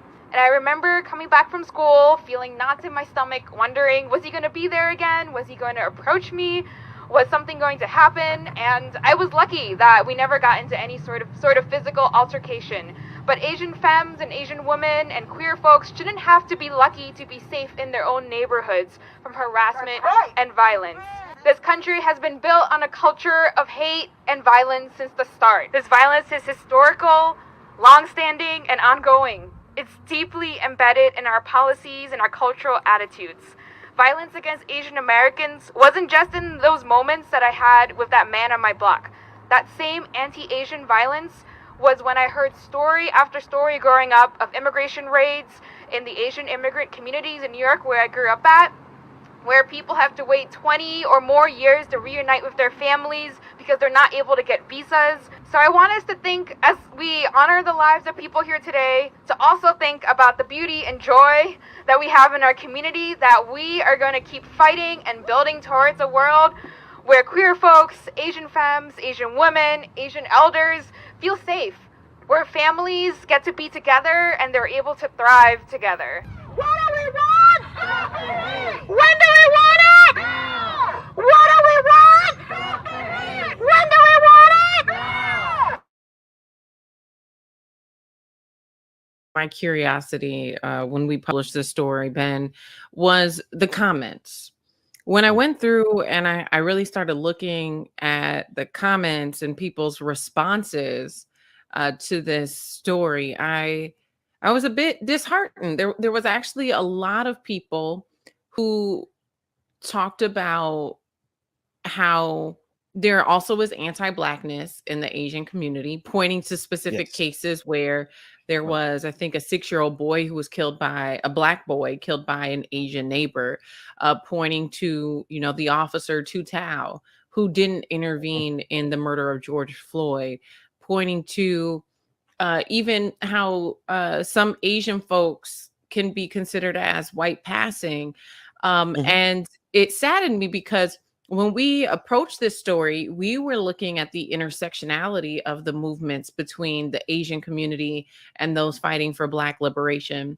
But the audience's response to it pointed out actually the fractures within those movements. So I just usually I have a pretty good gauge of how people are going to respond. But this caught me off guard a little bit. Yeah. Good morning, Georgia. It was always great to see you. I have to say it didn't catch me off guard because that's literally what I was going to talk about from the same perspective that you're holding, right? It's very true that there is anti-Black hate everywhere on the face of this planet, including our Asian brothers and sisters. No doubt. It is also true that, honestly, in the Black community, there are more Asian Americans making money off the Black community than the Black community. It's just the stores that are owned. They're not owned by Black people in the hood, right? And these are the perspectives that you're going to hear in these comment sections. But here's the thing. We have a far greater evil that we are all collectively fighting against, because just as that Asian officer didn't do anything to save George Floyd, there was a Black officer who was there that didn't do anything to save George Floyd. There is Black officers who have been a part of this policing system that has cracked down. So I'm not trying to answer one whataboutism with another whataboutism. I just want to say, isn't it sad how easily divided all of the people who have something in common, white supremacy, our fight against white supremacy is in common, but it is so easily to divide us. And I'm sure that's the root of a lot of the comments that you read. Yeah, absolutely. And that division in many ways prevents us from uniting and having the economical force that is required to tackle white supremacy and capitalism, right? And so I think to be conscious of that and to engage in conversations where, these concerns that people are expressing, it's not that they're invalid or inaccurate, but we have to create spaces where those conversations can develop into solutions and understandings, right? And to also understand the difference in generations. When you look at the, case where the 6-year-old Black child was shot by his Asian neighbor, there's also some generational differences. When you look at a firstborn generation into this country, their culture and values are different, and their understanding of race and white supremacy is very different. And so when you actually do engage in some of these conversations and you start talking to second and third generation, Asian Americans, their lived experiences are very different than their parents or grandparents who came here without any understanding of what white supremacy is or the history behind race and the role that they play and where they fit into it. And so it's very easy for families who are not from America to be indoctrined into this, caste system, right? And not even really see their role in it. No, because it's easy. You know what it is, Georgia? I think every human has a propensity to look for someone they can look down on. And if we as individuals aren't, zen or mature enough to realize that we need coalitions to fight this greater evil underneath which all of us toil. And I don't mean to try to sound poetic, but I'm going to be honest with you. If we cannot unify with people of other races, other orientations, other genders, just if we cannot really have a level of coexistence where we can cooperate with people who don't look like us, think like us, talk like us, believe like us, love like us, then we will never beat white supremacy. And I'm sorry, I've got my eyes gunning for white supremacy. Yeah. Not Yeah, the well, Asian community. you know, it's something that we share, I think, a common ground we stand on. So I'm with you. And from my understanding, you're tracking a story this morning as well. Absolutely. And there's so many issues that we do need unification around. One of those issues is absolutely the fact that the IPCC is issuing a dire warning on climate emergencies. The UN's climate body issues its final report for the next decade. The world is on a fast track to climate disaster, according to the UN Secretary General. This clip is a little lengthy, but one of the things that we absolutely have to talk about, Georgia, is in the next 50 years or less, if we are not prepared, all of these conversations are for naught because we're destroying our environment. Let's take a look at it. Jury has reached the verdict, and it is damning. This report of the Intergovernmental Panel on Climate Change is a litany of broken climate promises. In his typically blunt language, UN Secretary General Antonio Guterres was withering towards the world's leaders, calling today's UN report an indictment of their inaction against climate change. The third and final part of the latest IPCC report, written by hundreds of scientists from around the world, finds that greenhouse gas emissions from 2010 to 2019 were at their highest level in human history. At this pace, the planet will blow past the goal of keeping warming below 1.5 degrees Celsius in just 8 years. The UN report argues that without substantive, sweeping changes, warming will make life on Earth increasingly dangerous and deadly. While the report cited some increase in positive climate policies, it said much more were needed. This report is principally focused on the concrete actions that nations can take to reduce the emissions that are driving climate change. Those include a rapid turn to cleaner ways of generating electricity and using it as the principal source of power in our buildings and our vehicles. Adapting the infrastructure of our cities, where over half the world's population lives, to make them more efficient. Harnessing the ability of the land, forests, waterways, and how we farm to release less carbon and store more of it.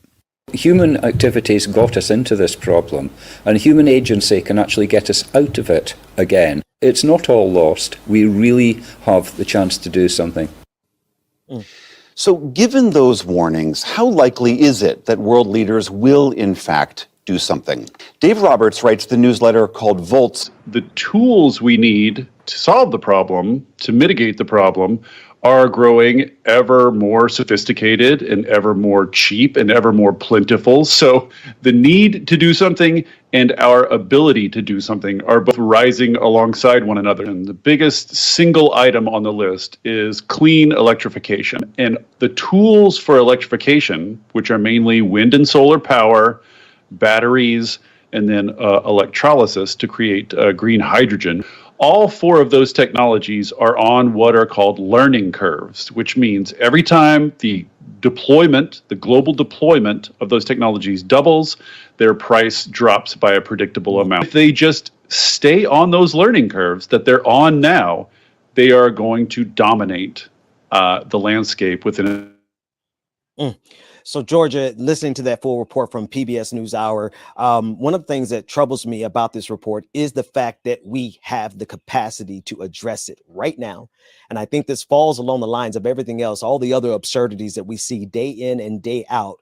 There are problems, there are existential problems. Like, we're dealing with the entirety of this planet, and we have gotten to a fever pitch in this society where, despite the evidence, despite the scientific evidence, the conversation around climate change has been so politicized that we can't even take advantage of good economic opportunities.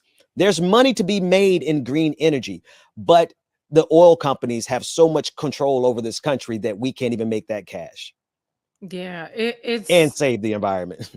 I mean, it's self-sabotage. When you really think about the way in which we are living on this earth, the way in which some companies have structured their wealth, it is 100% self-sabotage. The best thing that came out of the pandemic was there not being traffic, there not Yeah. being pollution, and the earth being able to Yes. breathe for the first time since the inception of vehicles, right? Right. But instead of companies saying, you know, this is actually better for our bottom line if we're not in these buildings, it's better for the earth if we're not requiring our employees to travel and commute to these buildings. Let's just let people continue to work from home. Instead of that being the norm, we've seen corporations rush to try to get their employees back into offices. And in return, I mean, yeah, we are back on a fast track to destroy the one common thing that we all have to share.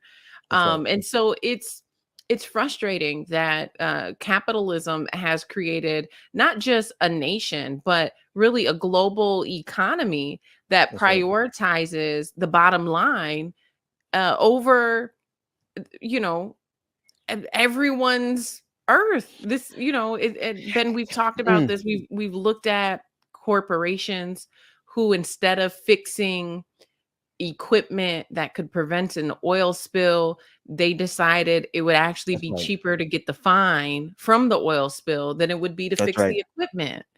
You know, these are decisions that we've seen be made over and over and over again, and it's infuriating. Yes, it is. It is so infuriating, Georgia, because I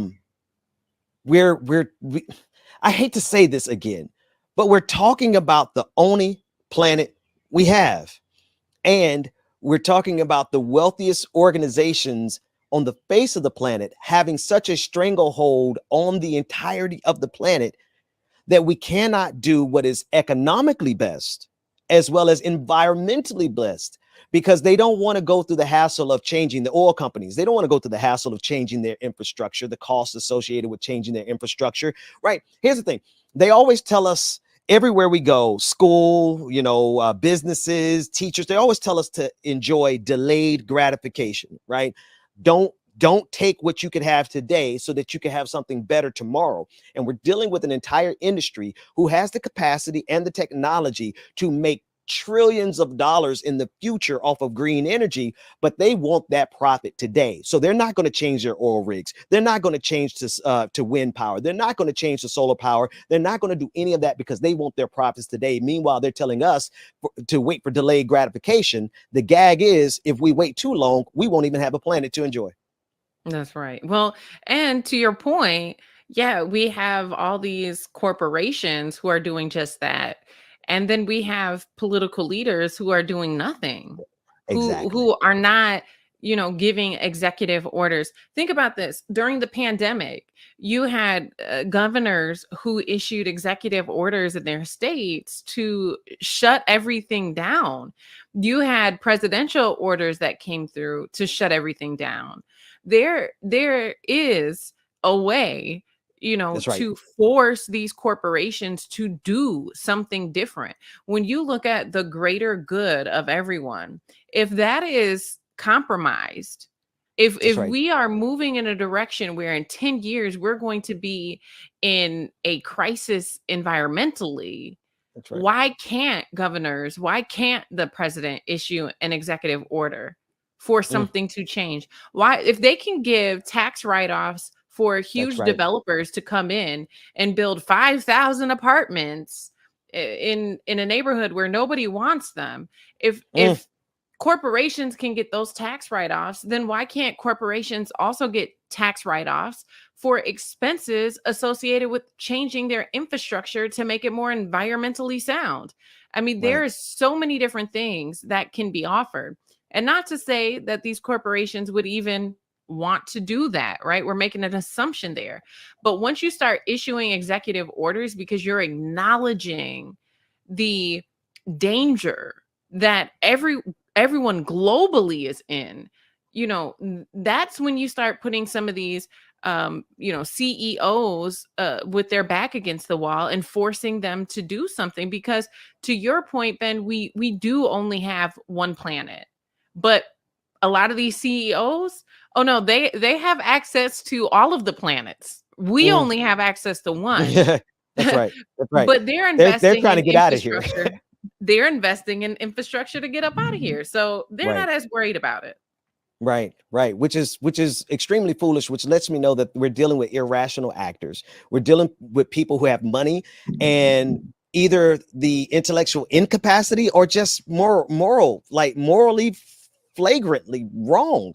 I mean, they either don't know, don't care, or both. At the end of the day, though, the people have to care for ourselves, because as Jeff Bezos, and we're going to talk about him in a minute, as Jeff Bezos and Elon Musk and the rest of the oligarchs fly off into space, they're going to leave us here to burn. I mean, honestly, I have seen, I know you're in the north, but here in the south, like I've seen spring and fall come 3 times this year. Trees start blossoming, and then it gets cold again, and they start dying, and then it comes back, blossoming again, and then dying. And I'm like, no, this is not a normal pattern for this part of the South. Like, you go to South Florida, maybe. You go to Georgia, no, right? That's not a standard pattern, but it's going to get worse. The weather events are going to get worse, right? The intensity of the hurricanes, the intensities of the storms. I mean, we had tornadoes, right? Like normally tornadoes are is very much in the South, a Southern thing, but like in January, like that's not normal. And we're going to see these strange events happening because the overall environment is collapsing around us, and it is man-made. I'm sorry, I didn't mean to go on this one too long, but I just think of any of the things that we cover on a regular basis, the one thing that could put us all out of the game very soon is the climate. And it seems to be the one thing, Georgia, that they're ignoring. Absolutely. And, I don't think that we talk about environmental issues enough, especially when I examine mainstream media and their role in the environmental crisis. Even, going back a decade ago, you didn't see mainstream media really talk about climate reality or, climate issues at all. And then if they did, it was like, oh, we have to talk about both sides. We have to talk about this as though it exists. And then we also have to hear from people who believe it doesn't exist. Yeah. And when you're and to me, people talked about Trump being the thing that set off this misinformation culture or, this distrust for the media. This culture where you have a group of people who just refuse to believe the truth, right? People who refuse to get vaccinated, people who don't believe in CRT, people who think that President Biden stole the election, like all of these, really far right viewpoints. But you could go back 10 years and just look at conversations around the climate and see that there was already soil for those seeds to be planted. There was already a portion of our population that was really in disbelief about what was happening globally.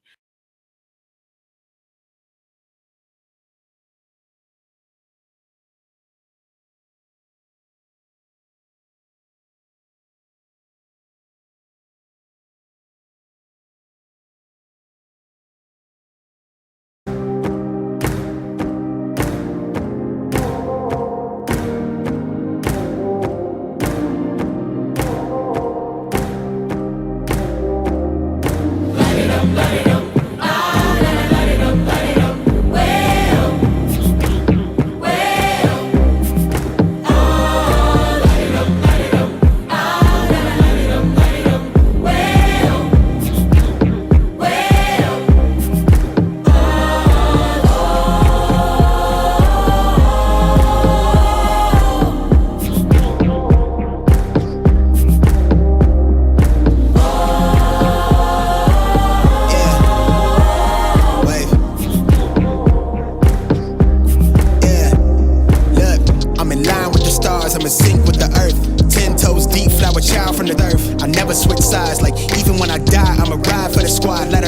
in a hearse. I've been on a vibe, kinda hard to describe. I'm in between, I'm good and it's fine, but I'm tired of the grind. Then I come alive in the night to realize I'm in the middle of the time of my life. I'm never so packed for the stack, never lied on the rap. Got a bag from the way that I write it. Queen looking Tyson, through that I survived, doing 80 to the house. Then I hit her to the sky, change haters on a tirade. Talking to their crib in the face, be still, let that hit stuff fade. We all want the same, we all want a meal in the safe. I wanna live like I'm trying to reach enlightenment. Trail spill from my lips, feel big from the bib. Take a sip till I pass out. Try and get grip, but it don't make sense. Cause you can lose life on this fast route. Yeah, turn thoughts to a cash cow. I might flip that to the glass house. I don't need the accolades, I'm in love with the chase. I just wanna eat, save a spot at the table. Beast with the slap, pin myself on the map. You long with the wind, but we knowing that it's capped. 5-hour flights, couple nights at the flat to be. Dude, you should make it where you can actually walk into that thing. Hell yeah. Hell yeah, man. Not being look. Yeah, shoot. And speaking of letter hack, do we got that image? This cat don't stop. He's one of the fastest artists I've ever seen in my life. He's when I looking at us, this guy so fast. Yes. This is a picture that he just drew during the show of Marjorie Neanderthal Green. And he did it even better because now I could call her a knuckle dragger too. Who? Benjamin P. Dixon, Purnell, Parkins, Peppy, Peebo. We had a show today, Rebecca. I got as close as I could to getting canceled dealing with this one. Benjamin, I can't believe this. I am shocked because I was not thinking Marjorie Taylor Greene. You know, the bad part about it, this was like almost an hour and a half ago because he actually sent it like while we were talking about her. While we were talking about it, like I cannot. I'm in Congress. He just be like, right, Rebecca. And then it's funny because if he's not in the creative mood, and I remember I was like, I want to be a Super Saiyan, and I didn't see myself as a Super Saiyan for like a month because he wasn't in the creative mood. When he's in the creative mood, he has to be in the zone. That's right. He's gonna tap in.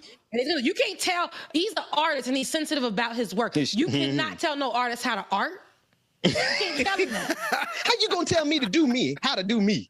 Can't do that. Right. Can't do that. It's like when people come up to me and tell me how to DJ. Hey, but man, when you put this on, motherfucker, I know what I'm doing.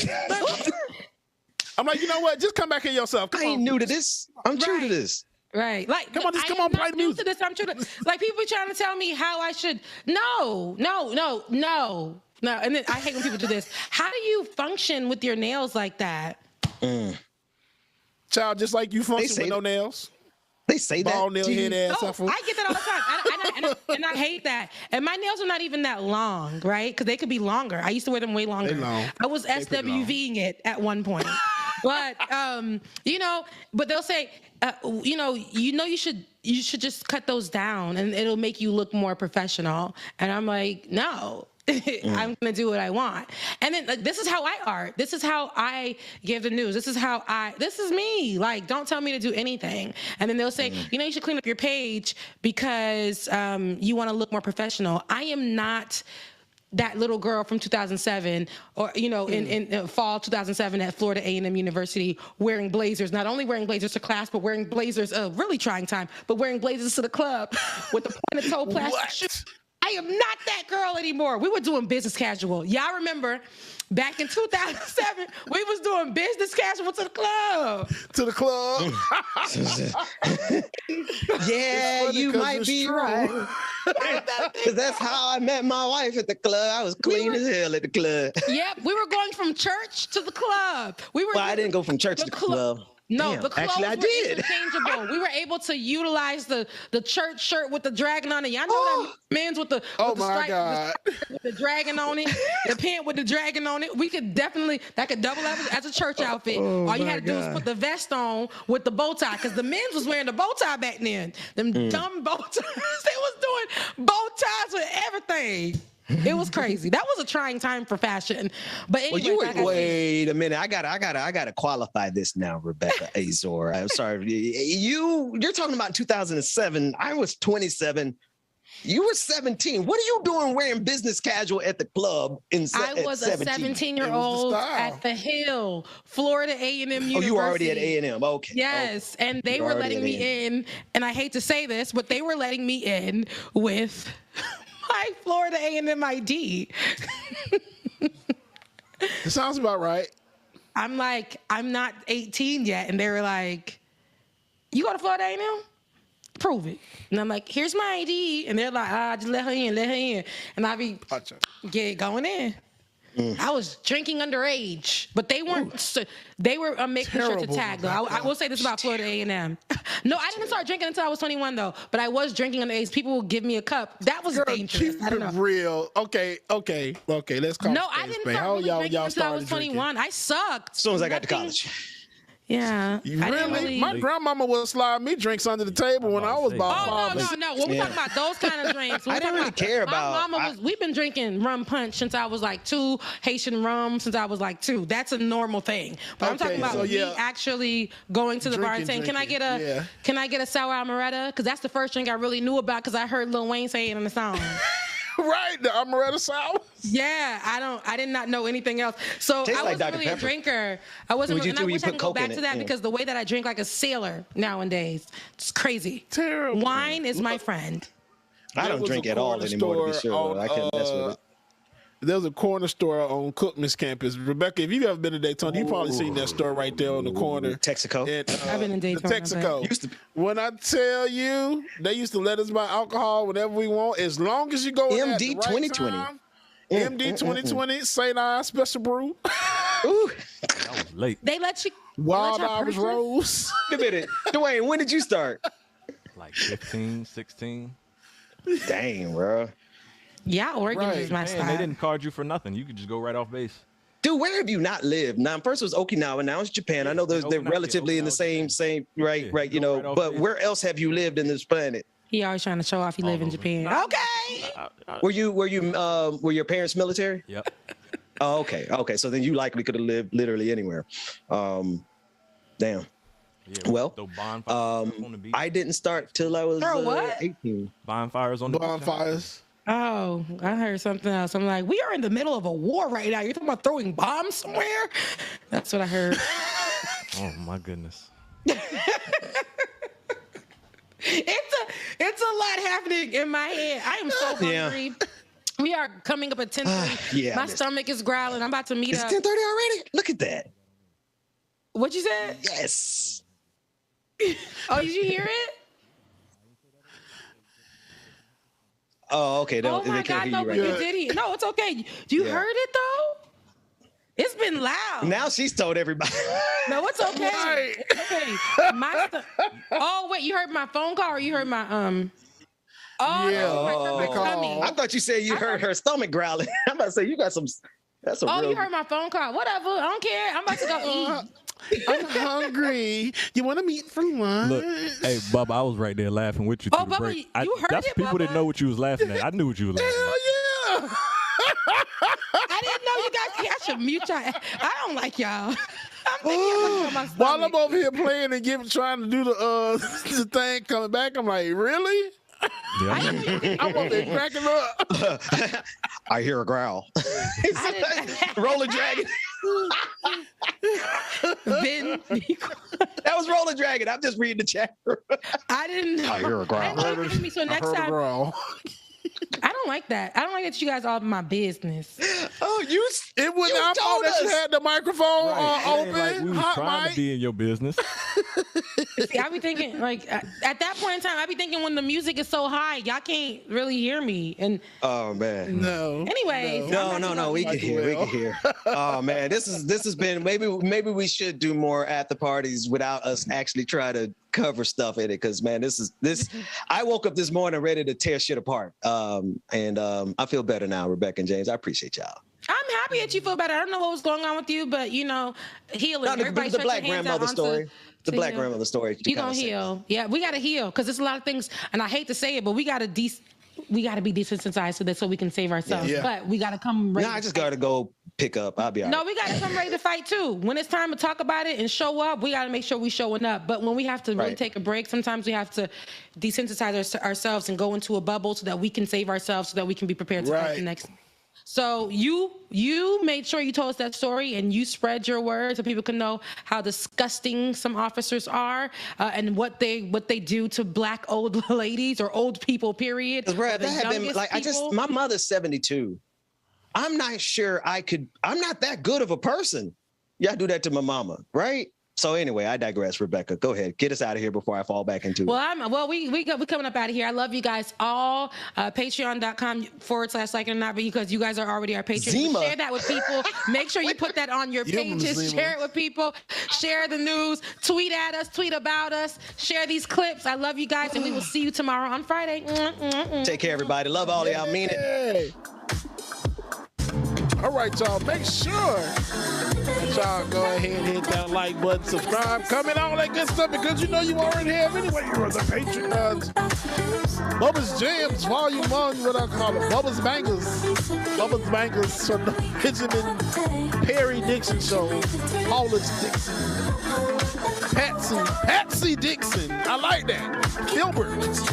Benjamin Filbert Dixon. Benjamin Peleg Dixon. Benjamin Phelps Dixon. Oh, that's more like me. Phelps. Benjamin Presley Dixon. Patrizio. Hari. Packard. Kamal. Picard. Patrick. Pat. Paul. Pyle. Anyway, y'all minutes.